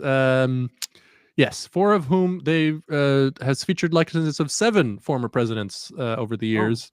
4 of whom were found on Mount Rushmore, and then they've also had William Howard Taft, Calvin Coolidge, and Herbert Hoover, which are kind of random, but good for them. Shit, imagine losing to Taft though. God damn, dude. I mean, Taft is fat, but like at least Taft is like, I mean, he's a Supreme Court justice. Like that's at least a legit guy there. Like Hoover oversaw like Black September, right? Yeah. Like, you guys are debating their historical legacies. I'm just talking about William Taft was like the size of me. Okay, like he was huge, right? But he's also slow. Yeah, but he is the only one to be both president and Supreme Court justice, which is quite neat. Gangster, dude. Yeah. I'm looking at the all-time stats here for the president race, and it was indeed Roosevelt. He took it took 7 seasons for him to finally win a race. Damn. Yeah. Imagine treating presidential hot dogs like the freeze. Come on, man. Get your ass back in there. Who's the winningest? Yeah, who's the winningest? Washington. No, actually, sorry. I read that wrong. This chart is very poorly formatted. It's Lincoln. Lincoln has 376. Washington is second with 324, and Jefferson is third with 300. And then next Roosevelt, then Taft, then Coolidge, then Hoover. Those are the standings. Let's go. Also, apparently they retired the race in 2021. So, alas, this is where that's lame. Yeah, it was a fun concept, but well, I feel like politics has gotten too divisive in this day and age. Washington and Lincoln are not divisive. Oh, they're so divisive. Lincoln's especially divisive these days. I don't know if you heard, but they could have. You keep them out Rushmore guys. It's not divisive. It's divisive for some of these fucking idiots. Maybe it was like Jackson. Well, yeah. Well, he's on the 20. I brought him because he's on the 20. You know, it'd be funny if he like paid people off to like just stay still, and then he like just walks real slowly to the finish line. His friends all carry him like, "Oh, we got you, Andy." But yeah. Where was I? Is this rants? Oh, I wanted to round it out real quick. Around the Horn had their last episode. Oh, yeah. Yeah, that was my last part of my rant. It's like, man, ESPN, you took them like you old yeller their ass. Like, why, dude? Like that show was actually fucking good. And I love Ray Alley. Like Riley's like my hero. That guy's so great at his job, and like he's like a freaking sports TV icon. Like everybody knows what that guy does. So yeah, Tony Rowley, I hope you land on your feet, man. That fucking sucks. And I love Around the Horn, and I will always love Around the Horn. Especially because they like made it, they showed journalists like columnists on TV. Yeah. And like showed that, you know what, they're just as quick-witted on the camera as they are with the pen. Like I love that. They should do that, you know? Unless you're Bob Ryan from Boston. Oh, I thought you were gonna dunk on Plaschke. Oh no, I love Plaschke too much, man. Woody Page was my favorite. Woody Page is everybody's favorite. I feel like, yeah. I have thought about including. Jay got like major profile. Some sort of written message. I have thought about including some sort of Woody Page-esque. Yeah, we should start doing that as like a tribute to Around the Horn because they were awesome. Yeah, shout out Around the Horn. Gonna miss you guys. Gratitude, real quick. Let's do gratitude of. What am I grateful? Oh, you know what? I know what I'm grateful for. Again, these little screen captures of cat and all these little cat-isms. Oh my God. What would I do without this crap? Like the NBA, Dan, listen to me. Yeah. I love silly shit like that. You know, like, and I just want to make clear. I wish it were just silly. In this day and age, Cat as a person. I have nothing against Cat as a person. Actually, I think he's a great person, and he's actually endured a lot of like BS happening. The deaths of family members during COVID was like super tragic. I hated that. When I hear about like Draymond dunking on his personal life, stupid. Like, I think you got to draw a line, right? Like, but I draw the line like kind of like there's like there's some parts of life where I'm just like, there's a little bit of, I'm gonna carve out a little space here, and then okay, bring it back in. Like it's too funny. I'm sorry. Like, yo, like Trump's president now. Can I laugh about this, please? Like, it's churlish and stupid, but like, please. No. At least It's not so without funny. me ranting about it. Oh my God. Yeah. It's incredible. Like, what? This is why you love sports. You know, the, it's like the there's some decline of Western civilization here. Oh my God. It's a little bit of toxic masculinity. Get over Yep. it. Like, bro, that's what sports is. It's a bunch of Doesn't dudes have being to be. toxically masculine. I know, but like sometimes that toxic masculinity is funny. Okay. Like, just see him like Less with his and hand less. out like this. Just see this. It's like, I'm fucking crying, dude. Like, this is great. The great everyone hates us schism of 2025. Or like where he's like looking It's actually up at the pretty back. funny because Grievous, you're on one end of it, you're on the other, and I have no idea what you guys are talking about and haven't this entire time. Oh my God. I have seen 0 You're of these images. kidding. I have no idea what you guys are talking Oh about. my Lord, no. Oh my God, it's I'm dead on, serious. I have no idea it's what on you the guys are Knicks talking about. subreddit. Does the Zest, I do does not the go cat to the zesty Knicks thing subreddit. bother you guys? It's literally right here. Oh, like, okay. Players talk about it, I feel it's like kind of crossing the line. Like talking about it as like it's an actual thing about it. It's like I don't like it when you make it out to be like a personal, like a character defect or some shit like that. That's dumb. Like, no. It's just incidentally he looks like this and he sounds like that. Like, what else you want me to do, bro? Like, that has shit to do with his character, or like how he plays ball. Like, he's an incredible hooper, incredible person who's overcome a fuck ton of adversity. He's an amazing guy. Like, and by all accounts, a great teammate. You know, like, but it's just fucking funny, dude. Like, come on, bro. Like, what you Still have no idea. I'm sorry. Oh my God. Murph, you need to see some of these photos. It is incredible. Oh, the big purr. That's his nickname. Oh my God.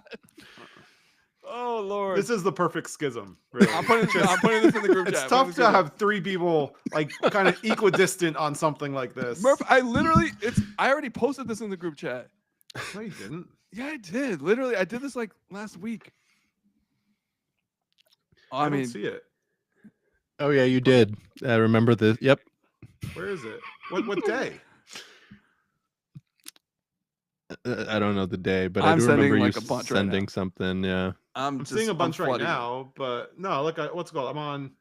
I scroll Look. back up to Monday. Yeah, Sunday. No, nothing. Saturday, still nothing. It's in there in the media. It's in there somewhere. I don't know the exact day because I didn't scroll it's up. back But like it's weeks ago. just when they were detective playing the working. Seas. It's somewhere in between It wasn't May the my last 4th because I sent Thursday. a Star Wars screenshot, and then whenever I was in Houston. So sometime in early May. Murph, I mean, First half so, of so May. several weeks ago. Yeah. Yeah. Okay. it's incredible. It was during the Celtics Celtics series, yeah. series. Yeah. So. Oh, Yeah. It was bad then, too. I'm grateful as hell for this because you know what? The Knicks were not a likable team. Cat is like the one reason I like that team because it's so funny. Like, it's just, and he's so fucking good at basketball. Yeah. You know, he's like great. for as much as you guys make fun of him. So why else don't you like the Knicks then? What's your problem with the Knicks? Oh, their fans are fucking horrible. I hate New York fans. Oh well, Yeah. okay. So it was just the New York thing again. It's a New York thing. Euno versus Like, New York. Euno Gotcha. versus New York, which like, yeah, heard. hey, your food sucks, your city sucks, it smells like trash, there's rats everywhere. My Nah, sister's that was an moving to New inside York. job. You know, like, oh, I'm sorry, Sarah. That sucks. Well, Your she's subways are excited. disgusting. You make fun of our public transit, but you should look at your own public transit. It's fucking disgusting. Like, good God. The amount of human fecal matter I've had to fucking step around in the New York subway I station. don't know if you like. LA should be really. We don't have public transit, and there's fecal matter all over the streets. Hey, we're in LA, not San Francisco. Like, get it right. Have you been visiting like the New York from Escape from New York? Like what? It's so weird that like it actually happened that I was in New York doing what the fuck was I doing? Oh, it was for the thing that it's kind of a sad thing to be there for, but I was there for a friend, kind of like an emergency, a family emergency, and I just remember stepping around. I was like, "Is that human shit in the subway station? Like, why, guys? What the?" Dude, I was in Hollywood to watch The Cursed Child with my wife, and yeah, dude, what? You walking down, the star-studded street, and there's fecal matter. Everybody knows. Yeah, I that feel part like of this is town just not where you a go. big city thing now. Like that's just. I've been to downtown too. I mean, it's not in Pasadena. I don't know what to say there, but like, not to like please let's continue Euno versus New York because it is a great source of content. Yeah, no, fuck New York. Especially this coming weekend and start of week series coming up. We'll have a lot of New York. I love it. They suck. Their city sucks. The only thing good about that city is Lower East Side, Katz's Deli, and Russ and I'd have Daughter's my Bagels. I just recently recovered my Katz's Deli hat from the storage unit. I have it here somewhere actually, but I don't know Your where. pizza sucks. Your pizza's overrated. Your pizza's overrated. You guys like go to another city, eat pizza, and act like you have the best pizza all the time. Shut the fuck up. McKee's Their pizza's good, but it's not like the only good pizza. Yeah, that's the thing I hate about New York pizza opinions is like, oh, but like it's not like this in New York. It's not like Roberta's. There's a Roberta's in Culver City, bro. Like go eat there then. Like shut up. Your pizza's not that good, bro. Like it's fine. It's fine. It's good pizza, but again, like there's good pizza everywhere. The fuck I can get that here. Yeah. Prince Street pizza, get the fuck out of here. Like I struggled so bad in Austin for 3 years finding good food from like not Texas barbecue, and the one thing that was everywhere is good pizza. Like you can find good pizza anywhere pretty Murph, much. do you agree with that? You can find good pizza anywhere in America.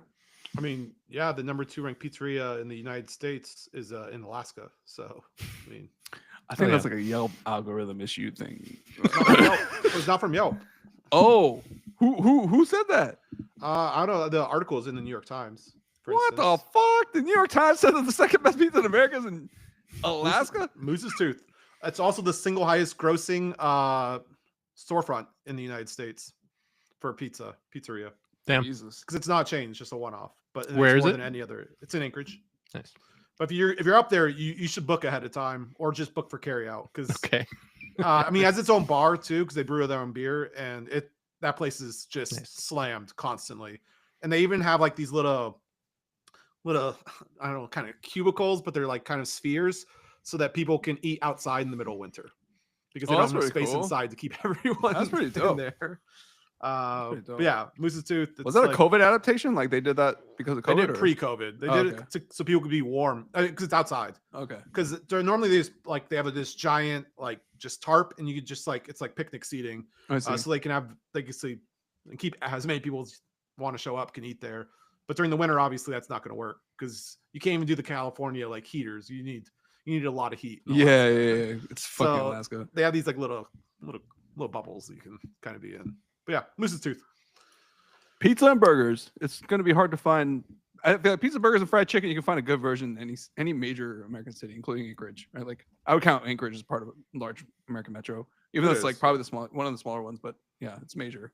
I mean, it punches above its weight because it like services like the whole state. Yeah, and it's like the main, or the only real city that's like kind of metropolitan out there. That's not like suburbish, I guess. So, but even then, like the population is not crazy. Was it like 400,000?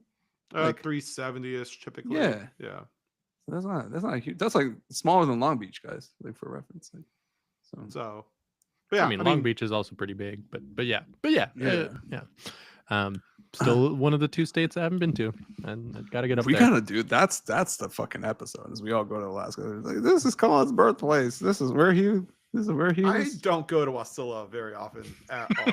I want to go to Wasilla. I want to go to Anchorage, bro. Do so like. Anchorage. We're talking about my birthplace. Are there any fun like independent league baseball teams up there? Like. I think the Alaska Baseball League still go kicking around, and it's had a ton of long winners. Yeah, they have a ton of major league talent has gone through there in the summers. Hell yeah, yeah. I mean, yeah, because you brought that up with your friend, right? They played for the Fairbanks Gold Panners. Yeah. This is it's like nice. It's daytime forever out there, so it's actually a good time to. On the solstice, they have a first pitch at midnight.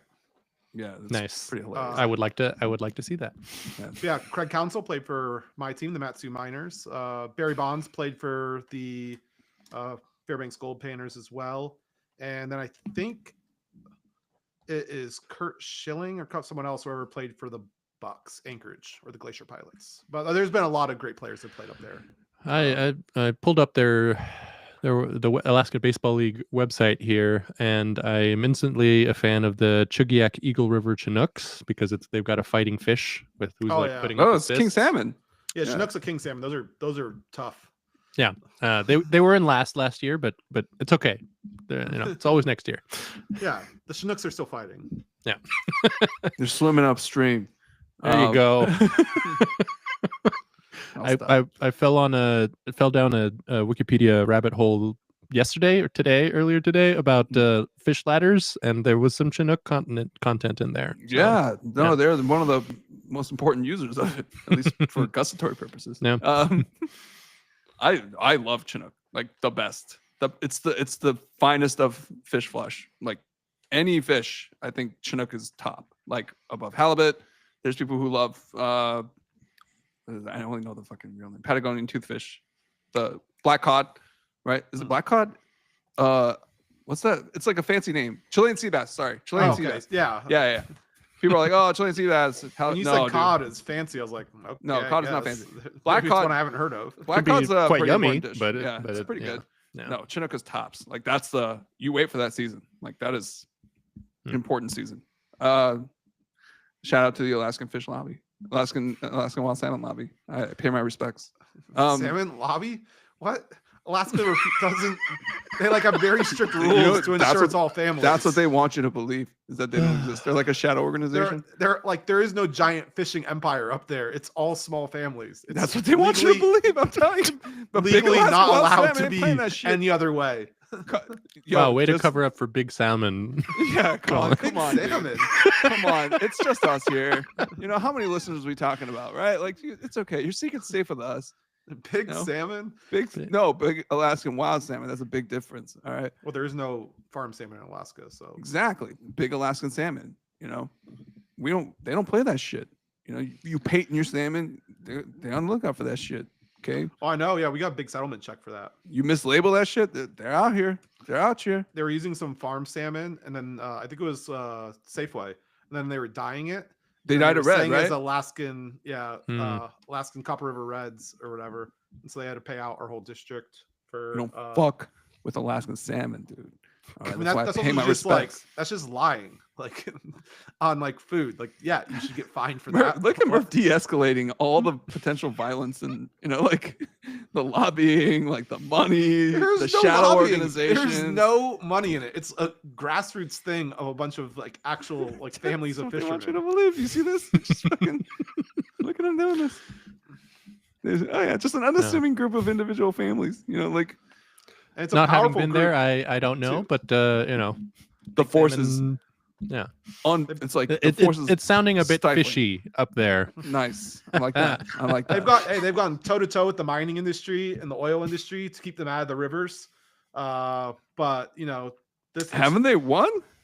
Well, more of it's been a stay.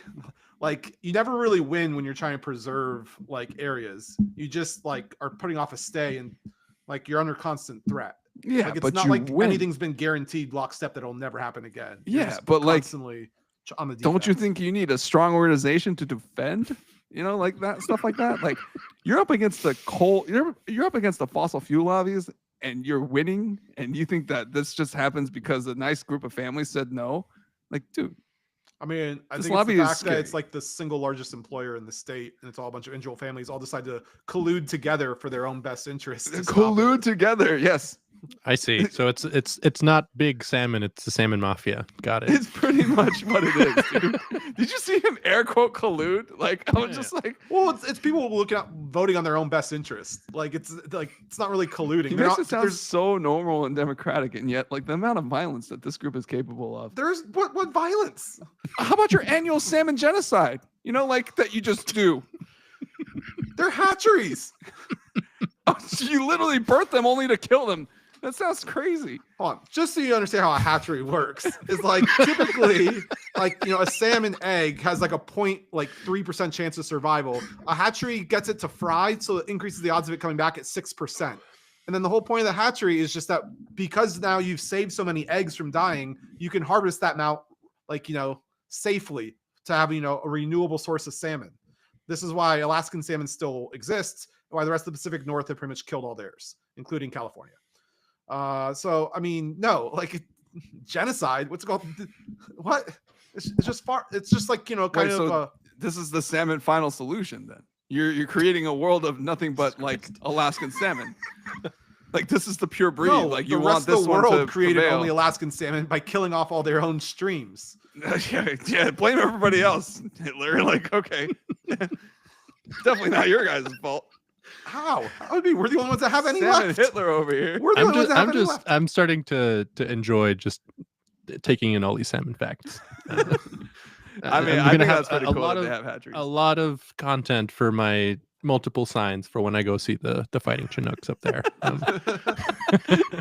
Don't believe Big Salmon. I would Pay your tribute and your respects I to would the salmon god. be careful being anti-salmon in Alaska. That's about it. Yes. Oh no, You don't want to piss off the big I'm a Chinook big in the Chinook sky. fan. Oh yeah. No, I mean, what's it called? Yeah, you're safer off being against oil than salmon up there. Oh, 100%. Anwar was like, yeah. It's like, oh, we're drilling here. No, the fuck you are not. Like, you are not drilling anywhere here. Don't be a dumb shit. Like, but yeah, I mean, the fishing is obviously like that. That riles people up. oh, for sure. It would, of course. That's like your livelihood. That's like fucking with farmers in Iowa, dude. Like, why would you do that? Like, were you trying to die? Like, I mean, I think it's even more pronounced up there though, because like farms are largely like they get bought up, and so like they start turning into like major like honestly like farming corps, right? Mhm. But the fishing is literally it's just one family owns one boat, so there's no big commercial empire or like it coordinated does group. feel a little subsistence farming for sure. Like, not even joking. No, it really is like kind of hand to mouth. No, Dan, I'm not joking. It really is, No, like, they have to freaking. I'm Like, just I'm earn not their joking keep. about this individual thing. I am joking about the multiple different paradigms that you've applied to this. yeah, that's right. That's true. Yeah, no, I've come back down to earth to kind of pay my respects to the big Chinook in the sky. Like they always did this too. Like even at Baller or whatever, Ping and Euno always with this like big salmon cabal. Like What the fuck? Can you not call them that in front of me? Like I'm terrified. Just fucking like. Well, blasting now them. I'm just picturing one big salmon. I you would guys like wanna to see see it? the. I would like That'd to be- see the big salmon. if you guys want to see a fun video, I do actually have one of this. Is a family that is a little territorial, and they will ram your boats if you're in their area. And, a bunch of people have it on film, whatever. It's on YouTube. I can share that with you guys if you guys want. Yes, please. He humors us with these little innocent, innocuous sounding stories of boat bumping, but What? No, like everyone views them as giant assholes. That's probably the closest thing we have to a salmon mafia. Those groups. I would like to see the big salmon, please. the big salmon in the sky, please. He's busy. Can you take a rain check? No, I need to see him right now. All right, well, just wait in the lobby, and I'll come get you when he's done. You guys. But yeah, no. If you go up, I always tell everyone if you go up, the best time if you're going to go in the summer is go around the solstice. The Midnight Sun festivals are really cool. Oh, I don't really think the rest of the lower 48 really does solstice parties. Certainly not to the extent that Alaska does. So Yeah, because we're not in Canada. I am thinking of going down to the summer solstice. There's the Cahokia Mounds down here in the Midwest. Is like the old Native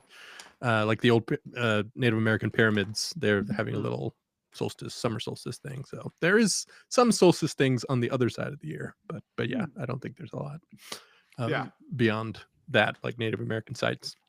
Yeah, I mean Alaska they do them both for winter and summer. And Yeah. we don't appropriate the natives to do it. We just do it ourselves. Yeah, of course. Oh. Well, that's the advantage of having a bunch of Canadians as your population. But all right, let's wrap it up. It's been a great episode. I'm so glad to see you guys again in this context. It's nice to talk sports. It's nice to kind of come back and get our bearings back. I know we spent a lot of time faffing about today, but it was fun faffing. I had a great time. Yep. I hope you Despite did too, the listeners. schism. Yeah, despite the schism and the occasional disrespect of the big Chinook in the sky, which I don't appreciate, and I'm terrified.